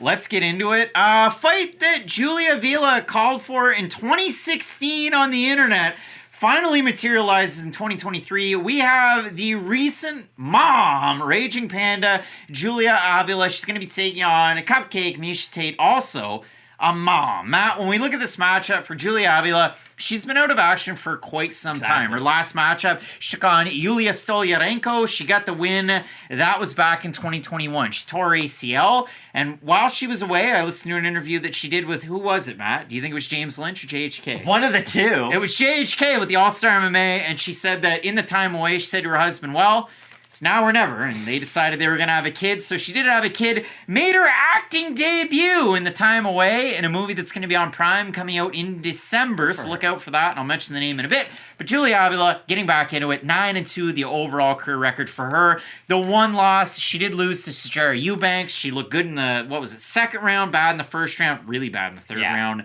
10-8 out there for Eubanks, and if you look at the other loss, one to Eubanks by decision. The other one, I actually did something weird in the graphics this week, and I put an asterisk by the one loss by TKO. She lost to a fellow Allen, Marcia Allen with Invicta. And if you watch that fight, it's inside of the first 30 seconds. Allen throws one kick to the body. Avila blocks it with her left hand. She throws another kick. Avila blocks it with her left hand, and then she starts shaking it out. One of her fingers went as more crooked than my pinkies, and it was completely crooked and broken. Avila had a game face on, but the referee and the commission and the doctor said, no, you can't fight anymore. So it is a loss by TKO because her finger decided it wanted to snap. So for Avila, very tough, we know that. Not just from being a mom, but from breaking a hand or finger and wanting to continue. But other than that, Julia Avila is a really interesting fighter because the jiu-jitsu's always been good. Yeah. The wrestling's good. The striking's very good. And she will throw really good blitzes that can hurt her opponent. Remember that fight against Gina Mazzani where she was able to not just hurt Gina in the start round, because Gina's a mythical fighter in the first round, but Avila looked really good in the first round. This gets me to the core issue, though. It's like Anthony Davis, right? You know those start bench cut debates? Yeah, but that guy won a title. Hear me out. Miesha Tate was a champion, and this is what I'm getting to. Anthony Davis used to be in start bench cut debates with Joel Embiid and Nikola Jokic. Now he's in those debates with Bam Adebayo and Domantas Sabonis. And for Miesha Tate at this stage of her career, it's a bit of an interesting fight, and I do like Julia Avila as an opponent for her coming back off of such a long layoff, because Miesha Tate isn't the fighter that she once was. You mentioned how Avila called her out all the way back in 2016. It was just as Tate had retired after she was... That's what I was about to say. Miesha Tate had that really bad performance against Amanda Nunes, right? And that was before knowing what we know now about Amanda Nunes, how she is kind of an all-time great and amazing and everything. But remember the performance she had against Raquel Pennington, where she just got out-muscled in most positions, and she wasn't able to have success in those traditional Miesha Tate successful areas, which is getting the wrestling, having that top position. She has a really good half guard, really good top control from that position, able to land good ground and pound. But Raquel Pennington was really able to get out of a lot of those spots, and I felt like other opponents after that fact were able to replicate some of that success. But this fight, more than anything, comes down to who is able to get that top pressure, because I think both fighters excel in such a way in that spot to where Miesha Tate is great in the top spot, but we have seen her struggle off her back against other wrestlers when they're able to get her there. For Avila, the weird thing about this, both these women are ranked in the top 15 somehow, some way. Miesha Tate, if you look at it, the 5-on-in, but not right now. 1-4, the loss to Amanda Nunes over 7 years ago, the loss to Raquel Pennington. She takes a really long time off. She beats Marion Renault, then gets a main event against Ketlin Vieira.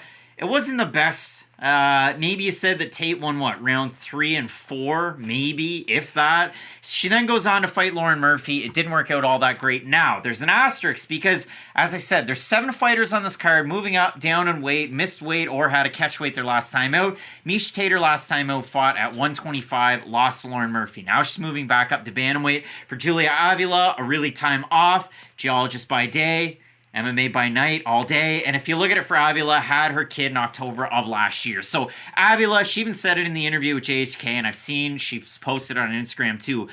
Weighed 225 after her child was born. So a lot of losing the weight, but this camp was really focused, and a lot of it focused on skills. Even when she was pregnant, I think she even said the day she delivered, she was in a gym working out. So this lady's wild. And so is Miesha Tate too, and we've glossed over it, but you've heard it before. Miesha Tate took all the time off, had a kid, won championship VP. She was out there doing the damn thing out of Extreme Couture. The movie for Julia Avila, December 1st, called The Squad. It's going to be on Prime, so make sure you check that out. But overall, when I look at this fight, Matt, and I boil it down, first thing, the rankings, as I kind of alluded to, they make no fucking sense. Julia Avila was ranked 15th in 2021, and she beat unranked Yulia Stoliarenko. Today, when she walks into the cage, she's going to be ranked 13th. How does that make sense? Makes no sense. The UFC rankings. It's just like... They never have, though. Whose line is it anyway? They don't mean anything. Miesha Tate beat Marion Renault a few years ago, and that's what brings her into this one. When you compare their skills, if Miesha Tate goes out there and wrestles, she could have a fair amount of success, because as good as we said Avila is on the ground, and her jiu-jitsu is very good, her takedown defense isn't all that great. Julia Avila is a much better striker than Miesha Tate, and that could carry her to win in this. And from what we've seen out of Tate, the fight against Lauren Murphy, Ketlin Vieira, and even some of the later fights when she was at 135, a lot of the striking, so it could be a good one for Avila. Avila is a pretty big favorite, but I'd stay away from this one with the time away from Avila, the ACL injury that she's coming off of, and the recent Tate performances. We look at the Tapology votes, Matt. I'm going to let you set it because I don't know where they're going to be. I'll put it at 65% for Avila. I'm going to say over, and it is over. 1,475 total votes, 76% Avila, 83% by decision. For the 24% that Miesha Tate, 81% by decision. I think Avila can get it done with her striking. She could struggle with some of the takedowns. You saw that in the Eubanks fight. Even in some of her wins, you've seen that as an issue. But I really do like, if you go back and you watch it, her fight, making that debut in the UFC against Penny Kianzad. If you can get a decision win there and work some of your striking against somebody who is, and I mean this, world class in striking, Penny Kianzad, then I think that Avila can get this one against Tate. But the time away, the age for both these women, it is a little difficult. I do agree with you, and I do have Avila as the pick, but I gotta be honest, I'm a little bit down on Tate based on that last performance against Murphy, because I thought, hey, if anyone was gonna kind of halt the bleeding in her record, I thought she was gonna be able to use her physicality, go out there and out-wrestle Lauren Murphy, but Murphy really was able to use that striking on the outside to make Miesha Tate uncomfortable, and I do think Avila's gonna have similar success. And don't forget, Miesha Tate was due a comeback fight against Maeda Bueno Silva, and Tate pulled out of that fight, so... Interesting move back up to 135 from Miesha Tate. Both of us going with the Raging Panda, not Raging Ally Quinta. It's Raging Panda, Julia Avila to get the win. Matt, some big fights on this card. The next one, oh boy, Joaquim Silva. It's an old guy fight. What a fun fight. Taking on Clay Guida. You're not going to want to miss it. Keep it locked in with Fight Night Picks, we always say. Let's get into it.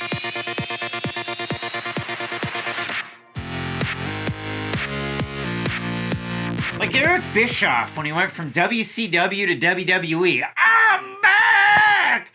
Better than ever! Matt, 41-year-old The Carpenter. It's Clay Guida. He's back, and he's going to be taking on Neto BJJ. One of the worst nicknames. Not a good one. The Great, that's pretty bad. Pitbull's overused, but my old gym, how about that? That'll be my nickname. Neto BJJ, Joaquim Silva, another full training camp for this one at American Top Team. Didn't work out for him his last time. The weirdest co-main event ever. Taking on Arman Tsarukyan. Joaquim Silva, a guy who trains out of that gym, against a guy who also trains out of that gym, being Tsarukyan. First round, all Tsarukyan with the grappling. Second round, Joaquim Silva cracks him with a hook and nearly knocks him out. Puts him on baby deer legs. Tsarukyan gets the takedown. Third round, all Tsarukyan with the takedowns. But Silva gets to come into this one in a bit of an advantageous position because we've seen Clay Guida, even recently, in a win, I might add, get rocked. I don't know why the referee didn't finish it. And this is against Leo Santos, my guy. Guida somehow withstands all the punishment, all the nonsense, and then in the second round, Guida's able to go out there and get the finish. But for Clay Guida, his last time out, he took on Rafa Garcia. And in that fight, Clay Guida chased a lot. Clay Guida got hit a lot.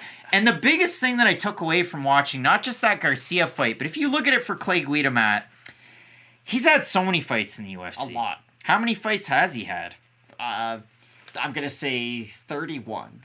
This is going to be his 36th UFC fight. That's wild. His career line, it's not good. 2.63 strikes landed per minute to 3.01 absorbed. To be fair, he's been fighting since BJ Penn was champion. Yeah, he has. At a 33% accuracy clip. And if you go back and watch his last fight when he's taking on Rafa Garcia, it was 141 significant strikes for Garcia to Clay Guida's 63. That's a bad differential.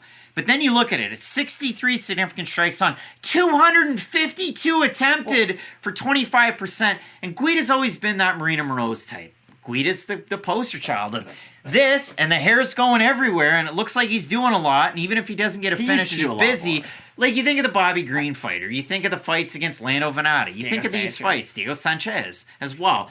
But Guida's last time out showed a little bit of a chink in the armor that way. You're telling me the guy who's almost 42 and he's had 36 fights in the UFC This will be 36. might be slowing down a little bit? Wow, who would have thought? Now, that's the thing about Clay Guida. For the longest time, I would say the durability was still pretty good. He matched the activity that he's always been able to have, because you bring up the numbers. Yes, he might not be as accurate with some of those numbers, but the fact that he's still able to throw in the 200s for significant strikes is pretty phenomenal just to begin with. And he can go for a lot of takedowns too. It's not just the striking numbers. So that's why these guys both represent very different philosophies. If Clay Guida's going to go out there and get a win, it's going to be based on just a lot of activity and probably not a lot of stoppages at this stage of his career, right? He's in the I'm Andrei Arlovski and I fight to split decision stage of his career, but can Silva go out there and make some of those bigger shots land? Because he is the much more heavy-handed between these two. It is not even close. But the thing about Silva that's always held him back is his activity doesn't really match where his overall, and I haven't even mentioned, his BJJ is very good,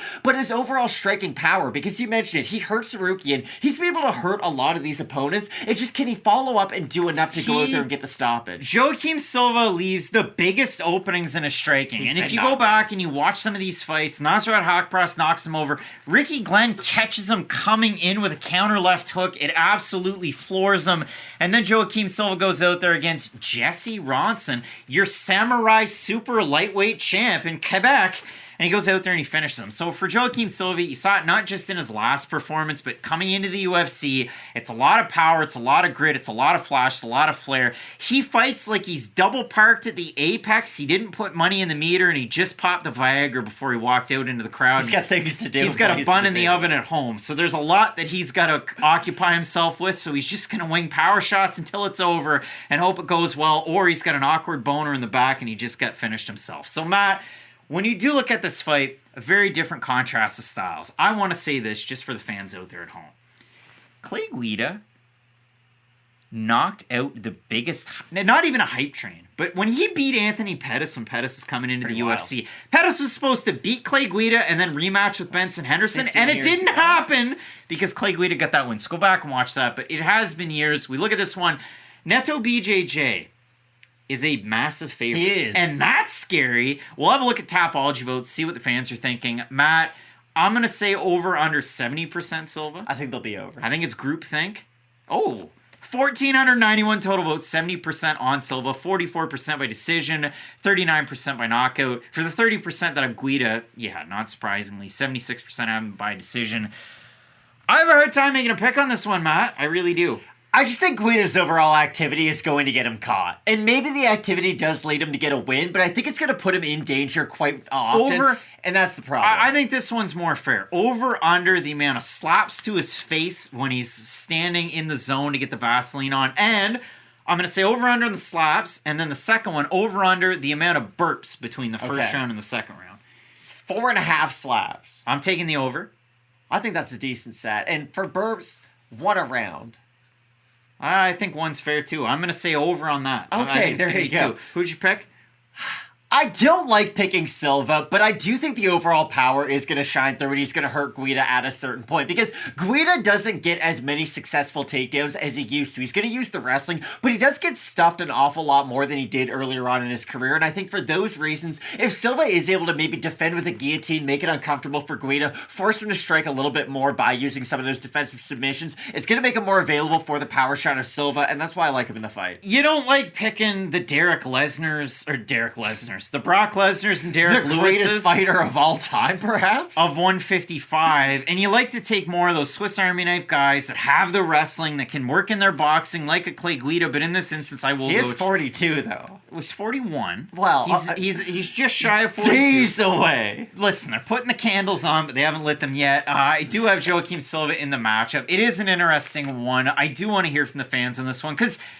people like Clay Guida. How can he not? I love Clay Guida legend. fights, so I don't like to pick against them, but I'd like to hear what people think on this one. We have some big-time fights in the card, Matt. The next one, Puna Soriano's taking on Dustin Stoitzfus. You're not going to want to miss that. Keep it locked in with Fight Night Picks, we always say. Let's get into it.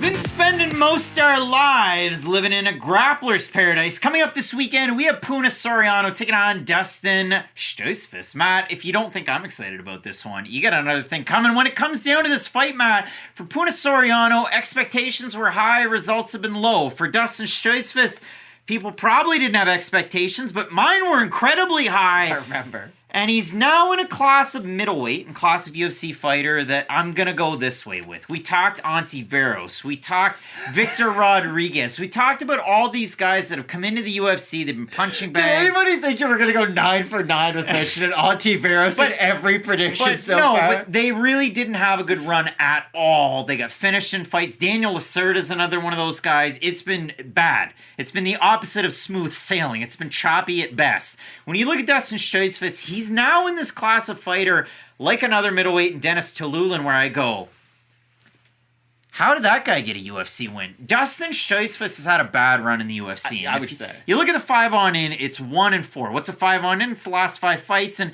it's easier to write than last 5 on the graphic, and that's why I put it. But he fights Kyle Dawkins, he gets out grappled. He fights Rodolfo Vieira, it's competitive first 2 rounds, he gets submitted in the 3rd round. He fights Gerald Mearshart, he gets submitted. He fights Dwight Grant, it's a terrible fight. Not good. And then his last time out, he takes on Abbas Magomedov, and in 19 seconds, he gets front kick. Magomedov gets a main event, and he's sucked ever since. So, Matt, for Stoitzfus, for some reason, we got to be the voice of building him back up. So let's build him up.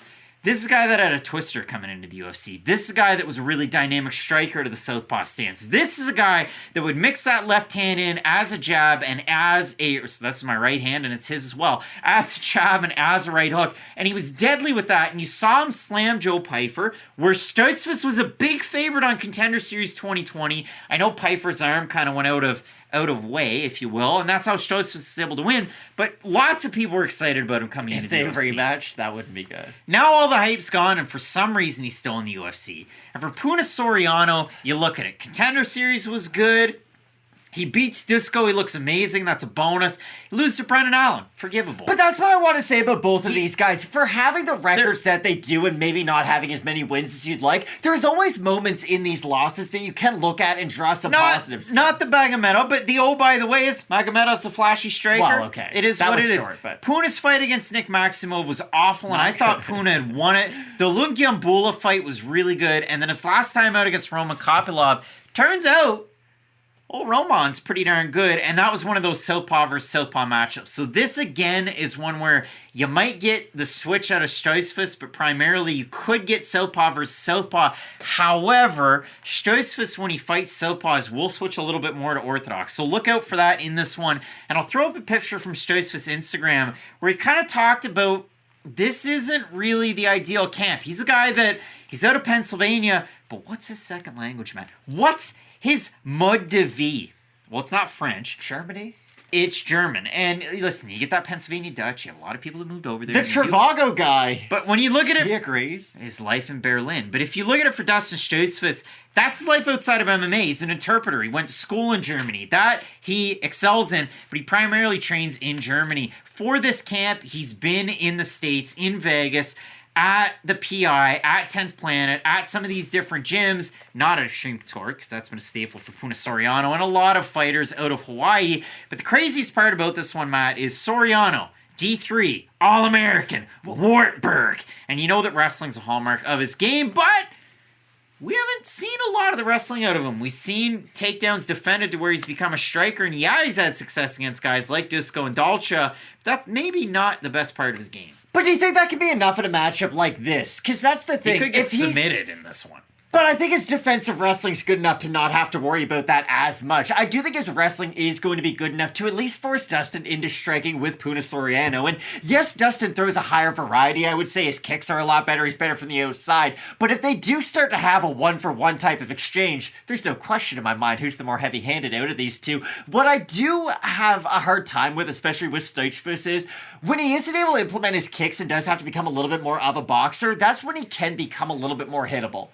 Take that timepiece and slow it way down because the volume is kind of gone away. And he's a little bit like Christophe Jocko that way, right? Like Jocko, when he's able to be on the outside, use all four limbs, he is a very complete striker. But when you can start to limit him and deny some of those ranges, it makes him much more available. And if Puna is able to get this into boxing range and start to defend the takedowns by using his wrestling, even if we don't see the offensive side, which you're right, we haven't seen as much, I still think defensively he's going to be good enough to at least force this into a striking exchange. So for Soriano, wrestling the base, southpaw, not a lot of volume, decent kicks, a lot of power. Dustin Stoichfus, the background, Luta Livre, one of my favorite martial arts. I always talk about Marco Huas when I say Luta Livre.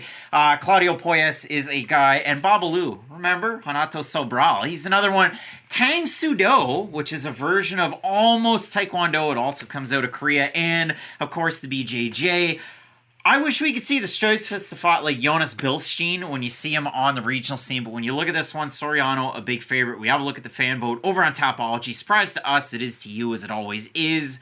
I'm going to say over under 77.5% Soriano. I think it's going to be over. And it is Big way favorite, over. wow. 32 votes, 93% of Soriano, 80% by knockout for the 7% that have Stoichfus, 43% by decision, 27% by knockout. Matt, I think Dustin Stoichfus beats Puna Soriano. Going with another big underdog on this card. I got Soriano, yeah. I don't think Dustin's got it. I think Dustin Stoichfus has really good jiu-jitsu. I think it's going to cause Soriano issues. And I think that variety of strikes from Stoichfus is going to be able to win out. I don't think it's going to be an early knockout for Soriano. And Soriano's not a submission artist either. So that's my reasoning towards a guy like Stoichfus. Going back, and I still don't know if he's going to be able to get This doesn't happen math, very often. But there are fighters where I go, it's been so bad in the UFC. Why is this guy around? And then I watch the regional tape, and then I go, okay, I see why. So for Stoichfus, that really did build it up for me, built a case. But we are split on the pick on this one. I've got the big underdog Stoichfus, who's 1-4 in his last 5 fights. Matt's going with Puna Soriano, who's 2-3 in his last 5 fights. So it's been a tough road. Let us know who you have down below in this matchup. Some exciting ones on this card, Matt. Sean Brady's fighting Kelvin Gastelum. A big fight for sure. You're not going to want to miss. Keep it locked in with Fight Name Picks, we always say. Let's get into it.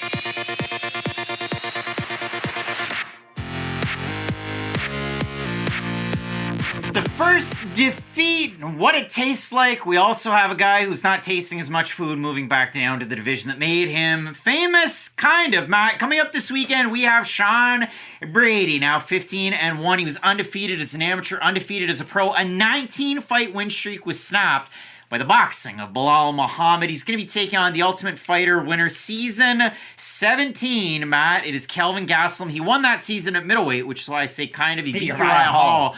But after he got going, he moved down to welterweight. The fans got to know him quite a bit. Now, the weight misses, the fights that were scratched, they were an issue. And if you look at it for Gastelum, he was supposed to be in a big-time spot at UFC 205 against Donald Cerrone. He did not even make it to the scale, so they forced Gastelum back up to 185. He beat a guy who hunted everybody. Beat the brakes off of Tim Kennedy, and Gastelum was then again off to the races. And you saw Gastelum go up. He challenged for the interim middleweight strap against Israel Adesanya, a fight of the year contender there. And Gastelum has had mixed results since. We think of some of the big wins. His fight against Ian Heinisch, where the wrestling shoes were on and on point. We think of some of the losses. But Gastelum, I think it's funny because he goes out there. We remember the clash of heads against Chris Curtis, but we also remember listen, you don't want to tip your cap when you get it right, but we said Gastelum, tricky southpaw, when he's in tight, his boxing combinations are some of the best. And he looked amazing in those spots against Chris Curtis, but then he all of a sudden announces, I'm moving back down to 170, and everybody collectively scratched their heads. And then he had a fight booked against Shavkat Rakhmonov. The fight was going to take place. He has to pull out due to injury, but now he's back. He's getting ready for it. So fight ready again for Gastelum in this camp. There's another actual former champ training with him or around him with Cejudo, being Deiveson Figueiredo, who's in the next fight. Both guys out of fight ready. But for Gastelum's fight, Matt, got to see the weight, but style for style, it's almost his fight to lose, too. It is, but at 32 years old, he's been doing this for a lot longer than you might assume. And he's an old 32, like a Jose Aldo 33. The season of The Ultimate Fighter that you bring up was a long time ago now, right? Like, you might not think of season 17. 2013. But exactly. He's been in the UFC for a decade now, and he's been in a lot of really difficult fights throughout these past 10 years, and he's been main eventing shows and having 5-round fights for a lot of that time. So for Gastelum, you just wonder about how much he does have left in the tank to go out there and have another big run to the title, right? Because for Sean Brady, I know he didn't look good the last time out, and Brady's an interesting fighter, right? Because he falls into that category of, he is so good at that one thing he does well. When he's able to get on top of his opponent, beat the brakes off them with his ground and pound, loosen them up for submissions, there's not a lot of people who can grapple with him and match his pace on the mat, but we did see, up until the loss, some limitations in that striking game, and we saw some of the red flags start to arise. Now, was it enough for a lot of people to go, hey, Sean Brady's going to go out there and get stopped? Maybe not for a lot of people, but this is an important fight for him, because Gastelum might not be the fighter he was, but he still has a really big name coming back down to this division. And if Brady's able to go out there and beat Kelvin Gastelum, maybe he doesn't regain all of the hype he once had, but he's pretty much back to where he was before his last loss. You look at it for Sean Brady, UFC debut against a former Ultimate Fighter winner as well, the Crusher, Court McGee. And even in the first round of that fight, McGee's doing all right. Brady's doing a decent job of striking from the outside as well. Court McGee goes for a kick, and as Brady's sort of retreating, he lands a check left hook and drops Court McGee. His striking looked good there. As it goes along, you think of the Ismail Nordiev fight, you think of Christian Aguilera, you think of course, Jake Matthews, and then Michael Chiesa, where he dominated that fight pillar to post. And it was like, if you can win that fight against Chiesa, who knows? Now, a lot of fans, of course, had him beat Muhammad, and they were disappointed when we both had Muhammad in that fight. Muhammad won. But when it does come down to it, Sean Brady, yeah, the one skill is so good. And for Kelvin Gastelum, I mentioned earlier on in the show, there was a fighter from Michigan that went to North Idaho College, and he was able to go out there and wrestle a little bit. And it was, of course, Drakkar Klose. Kelvin Gastelum also went to North Idaho College and wrestled, and then he dropped out. He gets into MMA, and he's off to the races. So if you look at it at 185, at 155, you think of some of those fights, and the ones that give me a little bit of pause for Kelvin Gastelum, Robert Whittaker, Neil Magny, and of course Chris Weidman. There's been fights where Kelvin Gastelum is a good wrestler on paper. Now, we know Weidman has the All-American for a reason, but when you look at Gastelum, he struggled wrestling against Neil Magny and Robert Whittaker as well in their fights. You go back and you watch those as well, so we'll see how it plays out. Obviously, the weigh-ins are going to be a question mark for not both guys, but really more so for Kelvin Gastelum in this one. But you know how good the striking can be for Gastelum when it does come up, and you know how good the wrestling can be. And the other thing for Gastelum in this one, Sean Brady, Renzo Gracie, Philly, Marquez, MMA, that's been the thing for him, right? So you've always heard about Jonathan Pate lead the boys, but Joe Pfeiffer and everybody that trains out of that gym. Gastelum for this one, banged out throughout the summer, back at fight ready, training with some of the best in the world. So you look at the odds in the matchup, Sean Brady coming back as a bit of a favorite. He was due Michel Pereira earlier on this year, forced out due to an injury. He was due Jack Della Maddalena in International Fight Week. Bursasak, that elbow was disgusting. Both would have been great fights, too. Was disgusting. So Brady back after a long time away from that Bilal Muhammad loss, but he was due back a lot earlier on, too. So you do look at the top All votes, Matt, here. Surprised us there to you. I'm going to say over, under. I think it's going to be somewhat close. I'm going to say 67.5% Brady. I think it'll be under. And it's the opposite. 1,590 total votes, 58% Gastelum, 45% by decision, 47% by knockout for the 42% that have Sean Brady, 70% by decision. Well, I don't see Sean Brady winning a decision in this fight. And I think for Brady, it's a good thing this fight's 3-rounder. I think if it was 5 rounds, even with the weight thing, I think it would favor Kelvin Gastelum. I have Kelvin Gastelum in this fight. I hate this fight for Kelvin Gastelum at 170, though. I don't like the guy who got forced to move up in weight when he was young, when cutting weight's normally a lot easier for fighters. Got forced out of this weight class multiple times. hold Like on. he got to fight Nate Marquardt, and then he had to fight Jim Kennedy. So Kelvin Gastelum, 172.8 pounds against Nico Masoke. You remember him in that fight. He looked amazing. He gets the win in that one. 180 pounds against 170.5 Tyron Woodley. That's wild. Yeah. Like, I would pick Kelvin Gastelum if I had more confidence in him to make 170. I think stylistically, he does check a lot of the boxes for how you beat somebody like Sean Brady. He has good takedown defense. I worry about him. If he gets his back on the mat and Brady's on top of him, it's going to be a difficult fight for Kelvin Gastelum. Like, he has good BJJ, don't get me wrong, but Sean Brady is just a different level when he gets into some of those positions for a lot of these fighters. But I just don't like the move for 170. So maybe I'll change my mind at question mark kicks. This is like the most question mark kicking type of fight on this card because Gastelum looking on the scales I think is going to matter a lot for this one, but I am going to pick Sean Brady at least as of right now. I'll go with another underdog, Kelvin Gastelum, to get the win. We're split on the pick. Let us know what you have down below in the comments section, Matt. The weights and the changes. I'm excited for this next one. Rob Font taking on Deiveson Figueiredo before the co-main event. A big-time matchup. Let us know who you have in these fights in the comments. Keep it locked in with Fight Night Picks, we always say. Let's get into it.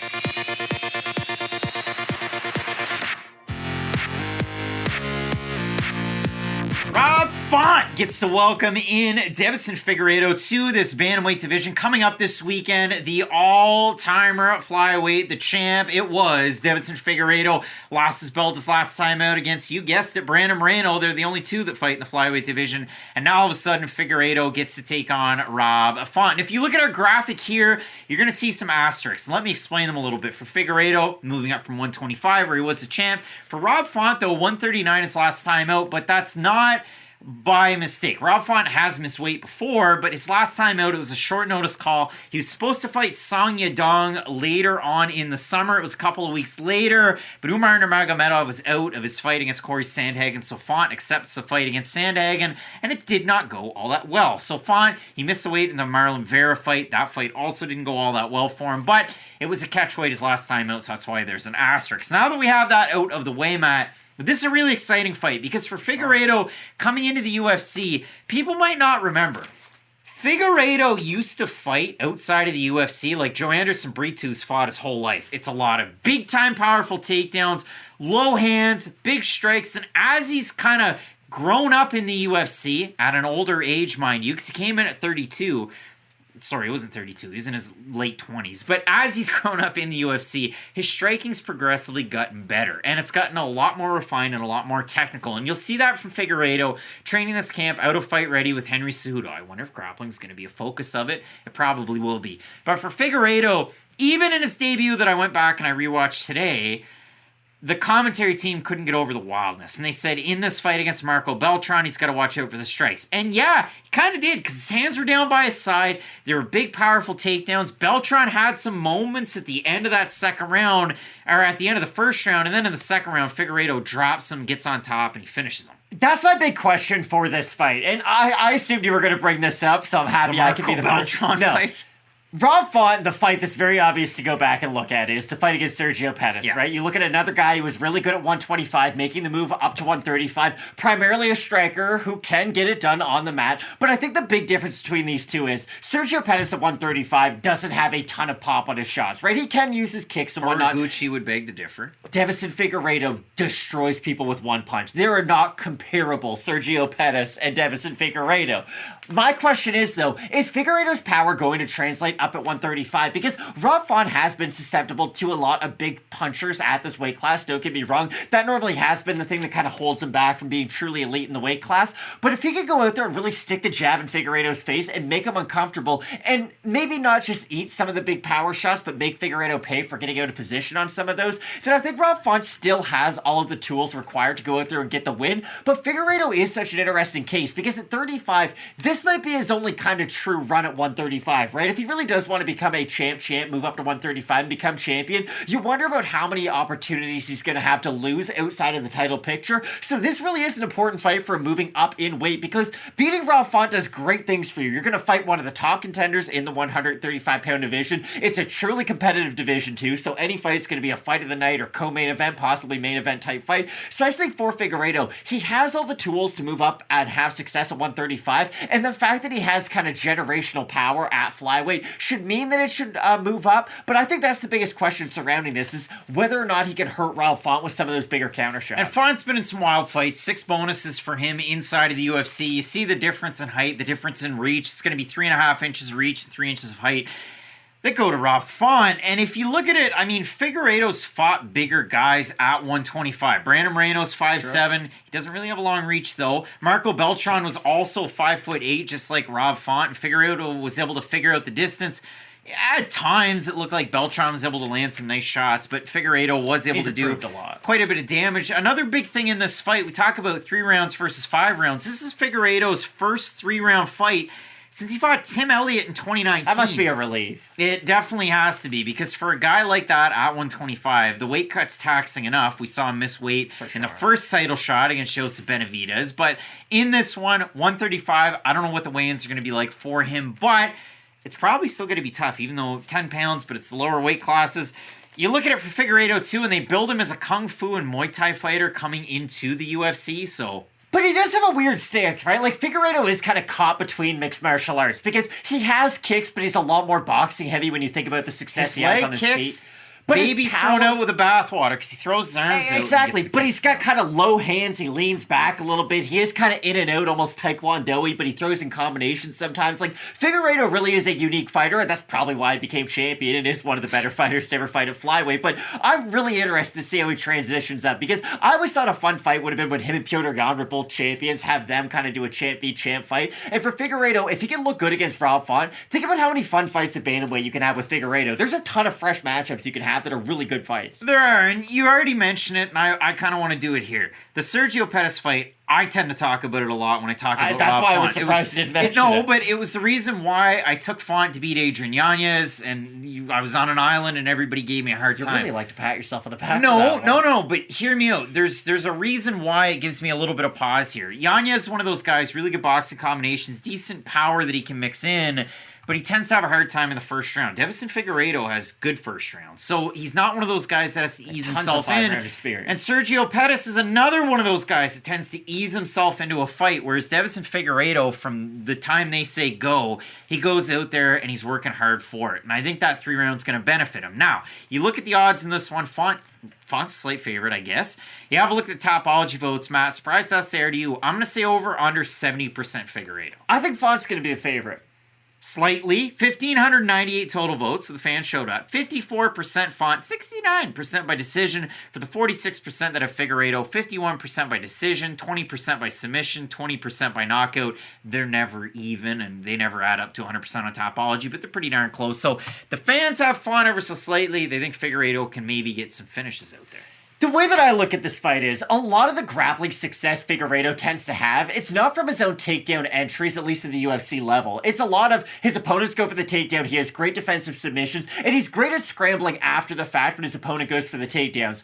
I just don't know if Rob Font's going to put himself in a lot of those positions, so at least that should negate the grappling advantage Figueiredo, I believe, has in this fight. He has great submissions. His guillotine is absolutely insane. And on the feet, I do think the overall activity of Rob Font's going to be important, but the thing that really does make me hesitate, even though I do have Rob Font in the matchup, is he doesn't respond to damage nearly as well as he used to, and we have seen his face take a lot of damage throughout a lot of these longer fights, and if Figueiredo can start to land some real consistent power shots from the outside, maybe we do see Rob Font's face start to swell up and you have issue with some of it. Yeah, the Jose Aldo fight, the Marlon Vera fight, Corey Sandhagen. That fight wasn't a great fight. Corey Sandhagen, I was going to say, didn't do as much damage. Yeah. 50-45s out there, but it wasn't really the greatest fight to go back and watch. I'll go with Deiveson Figueiredo in this one, make it another underdog. I think he's going to be able to get it done with some of that nasty power that he's got, and I think the wrestling could play a factor in this fight. So, Matt, We're split on another one. I'm going Deiveson Figueiredo. You're going with Rob Font. Let us know who you have down below in the comments section. We're getting ready for the short notice, 9 days notice for Jalin Turner to replace Dan Hooker to take on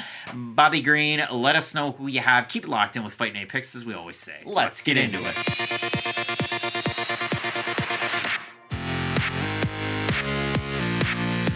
9 days notice, Jalin Turner gets to replace Dan Hooker, jump the line to take on King Bobby Green in a matchup for the Stars. This one in Austin, and I couldn't be more excited about it. But when you look at Bobby Green and his last couple of fights, you remember that crazy no contest against Jared Gordon. It was pretty unfortunate the way that one ended. He's able to go out there, his next fight, he takes on Tony Ferguson and submits him. Who would have thought that Bobby Green would beat Tony Ferguson by submission? Wasn't on my bingo card. And then his last time out, finishes Grant Dawson very, very quickly. Gets another fight this quick. So from main event to co-main event, originally do Dan Hooker. Now he gets Jalin Turner. And for Jalin Turner, I've seen you commenters out there on our page. I don't know what fights you guys watch. You probably don't. But when it does come down to it for Turner, one of the better 13-7 records that you're going to see out there. Sure. And people, I think, are forgetting about that 5-fight win streak, finish streak that Jalin Turner went on. Really did show that, hey, that success that he had on the regional scene, it really has translated well. And if you look at it for Turner's last couple of times out, lose the chintzy split decision against Dan Hooker. Lose the chintzy split decision to Matouch Gamrot. And now he's kind of found himself needing to build himself back up again. So Green's on top of the mountain.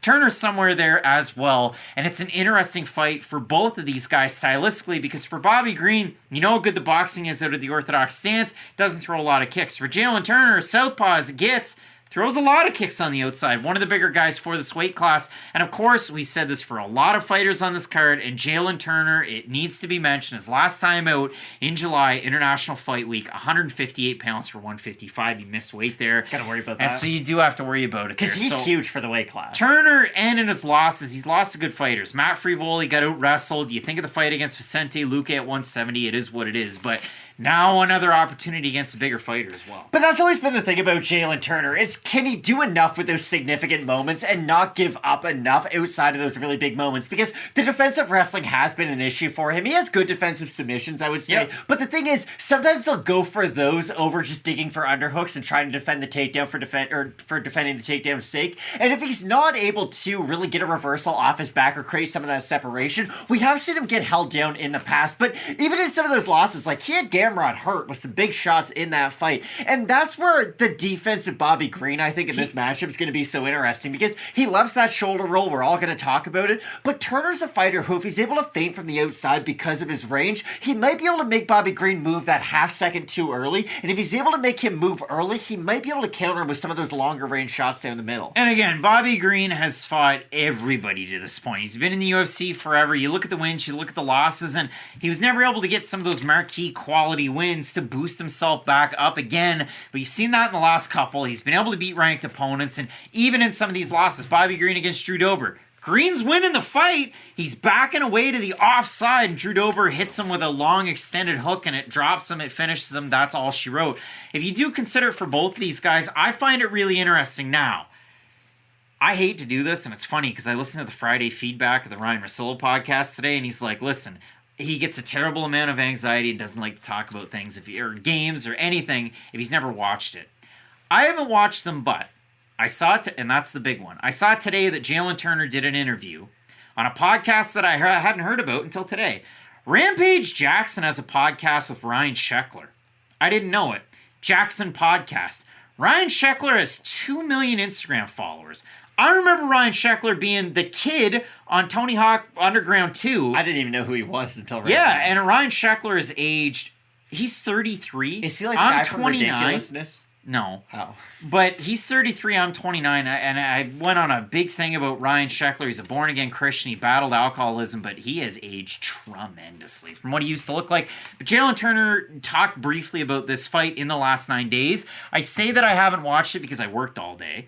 But also, Bobby Green did like a 2-hour bit on their podcast, and I haven't listened to it yet. But I will. So I'm throwing that out there. Before we do question mark kicks, I'll get the time to read about it and listen about it. But I didn't have the time when I was doing the fight study and this and that.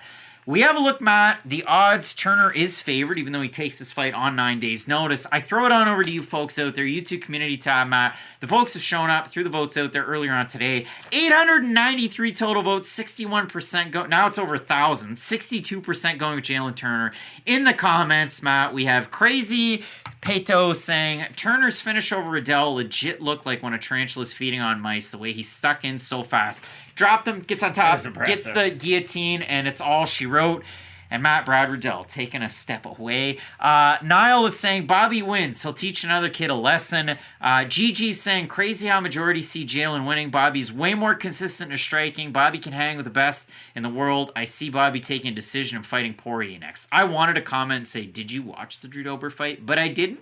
And I'll go with a couple more here, Matt. Bilbo Swaggins said, watch his interview with Rampage. May give you insight on what's going on mentally. I saw your comment earlier this morning, and then I saw it was an hour and 54 minutes, and I thought, I'm working. I can't watch that. One more. UFC gambling degenerate. It's Bobby all day. Jalin is trash. I did comment, and I said, really? A ranked fighter is trash? I'm getting sick and tired of the internet, Matt, if people haven't found it out already. But who do you have in this fight? Because most of the fans have Jalin Turner. I do have Jalin Turner, but Bobby Green has an X factor that we haven't really talked about much, so let me just mention it briefly. We've seen a lot more of his offensive wrestling at this stage of his career, and that's the thing about Green. He has had multiple iterations, right? Like, he fought Dustin Poirier at UFC 199. That was a really long time ago, guys. Like, Dustin Poirier became a superstar and lost it all within that time. So, I think for Bobby Green, if he's able to go out there and use his boxing and a lot of the wrestling, it's going to give him a chance to win. I just think he's going to get hit by one of those long-range counter shots on the outside, and it might be a case of Green looks good until he doesn't. I just worry about his susceptibility to getting hit by some of those shots. I got Jalin Turner as well. I think the kicks from that southpaw spot, they will be able to get it done. But Jalin Turner, who else do we have earlier on this card? Reese. We've got Bellato, a lot of really tall fighters that leave their chin completely up in the air, and they're susceptible to getting hit. So watch out for that in this matchup. Both of us going with Jalin Turner to get the win. A couple of guys that train and live in SoCal matching up against each other, and a big-time opportunity here in this lightweight division. Now, main event, lightweight as well. Beneil Dariush, number 4, taking on number 8, Arman Tsarukyan. Let us know in the comment section who you had. Keep it locked in with Fight Night Picks, as we always say. Let's get into it.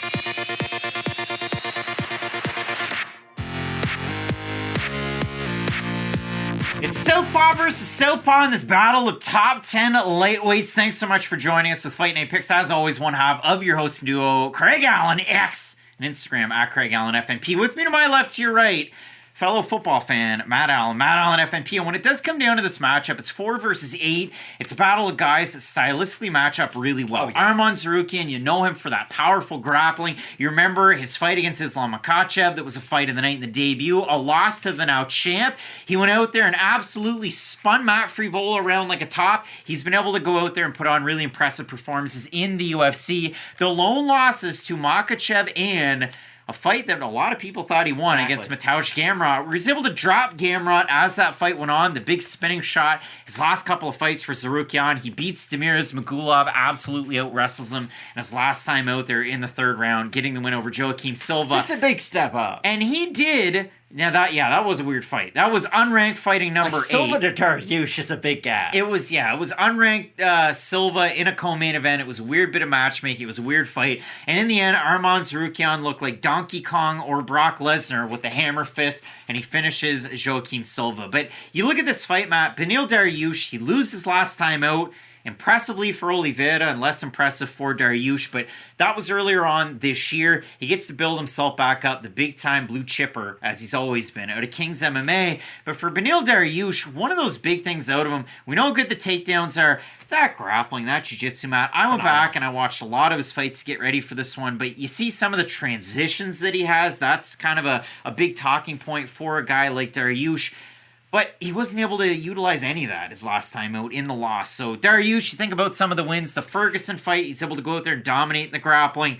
Gamrot, he's able to win out. But that was always the thing about Dariush, right? Like, you can't critique his skill set. There is nothing he does in a cage that isn't at a high level, right? He's a good striker, he has great grappling, good wrestling, he has good cardio. The durability has always been an issue for Dariush, whether it's been in fights where he's a favorite, in fights where he's an underdog. Like, the Alexander Hernandez loss, a lot of people thought was going to be it for Dariush, and to his credit, he was able to rebuild himself back up, but a lot of that was in either A, blood and gut type brawls, like he had against Drakkar Klose, or he was able to go out there and use the wrestling to avoid some of those bigger exchanges with his opponents. And you can't be that surprised he got finished by Oliveira, right? The guy who has the record for most finishes in the UFC. Probably the most deadly guy we've ever seen in the cage. But for Dariush, that's always been the thing that's held him back. It's when he's right near the top of the mountain, he gets knocked out or he gets submitted. And that has been an issue for him throughout a lot of his career. And in this matchup, I think he has a massive striking advantage over Arman Tsarukyan. But this is why. I think his kicks from the outside are going to be really difficult for Tsarukyan to deal with if he doesn't counter it with wrestling consistently. And he might do that, which could just make Dariush's kicks obsolete, if you will. But I think the kicks from outside from Dariush to the leg and to the body are going to help him use some of his own boxing. And if he's able to do that, I think this could be a much more competitive fight because Dariush doesn't look like a real intimidating guy, right? But when he lands his power shots, they're pretty darn devastating. And you go back and you watch some of these fights, we've already talked about Holtzman. One of them being Drakkar Klose, where it's blood and guts. Klose looks like he's got Dariush finished, and then Dariush finishes Klose, and everybody goes crazy, and it becomes a meme. The Scott Holtzman fight was absolutely wild, and then he gets a really early finish. But from what I've seen from Beneil Dariush, when he came into the UFC, going back and rewatching the fights, he was never a flashy striker. He had a little bit of speed to his shots, but he was always more a wrestler-grappler. To today, I mean, the fight against Ferguson, the fight against Gamrot, where he does overhand left with his back up against the cage, and he drops Gamrot like a sack of potatoes, then goes for the wrestling.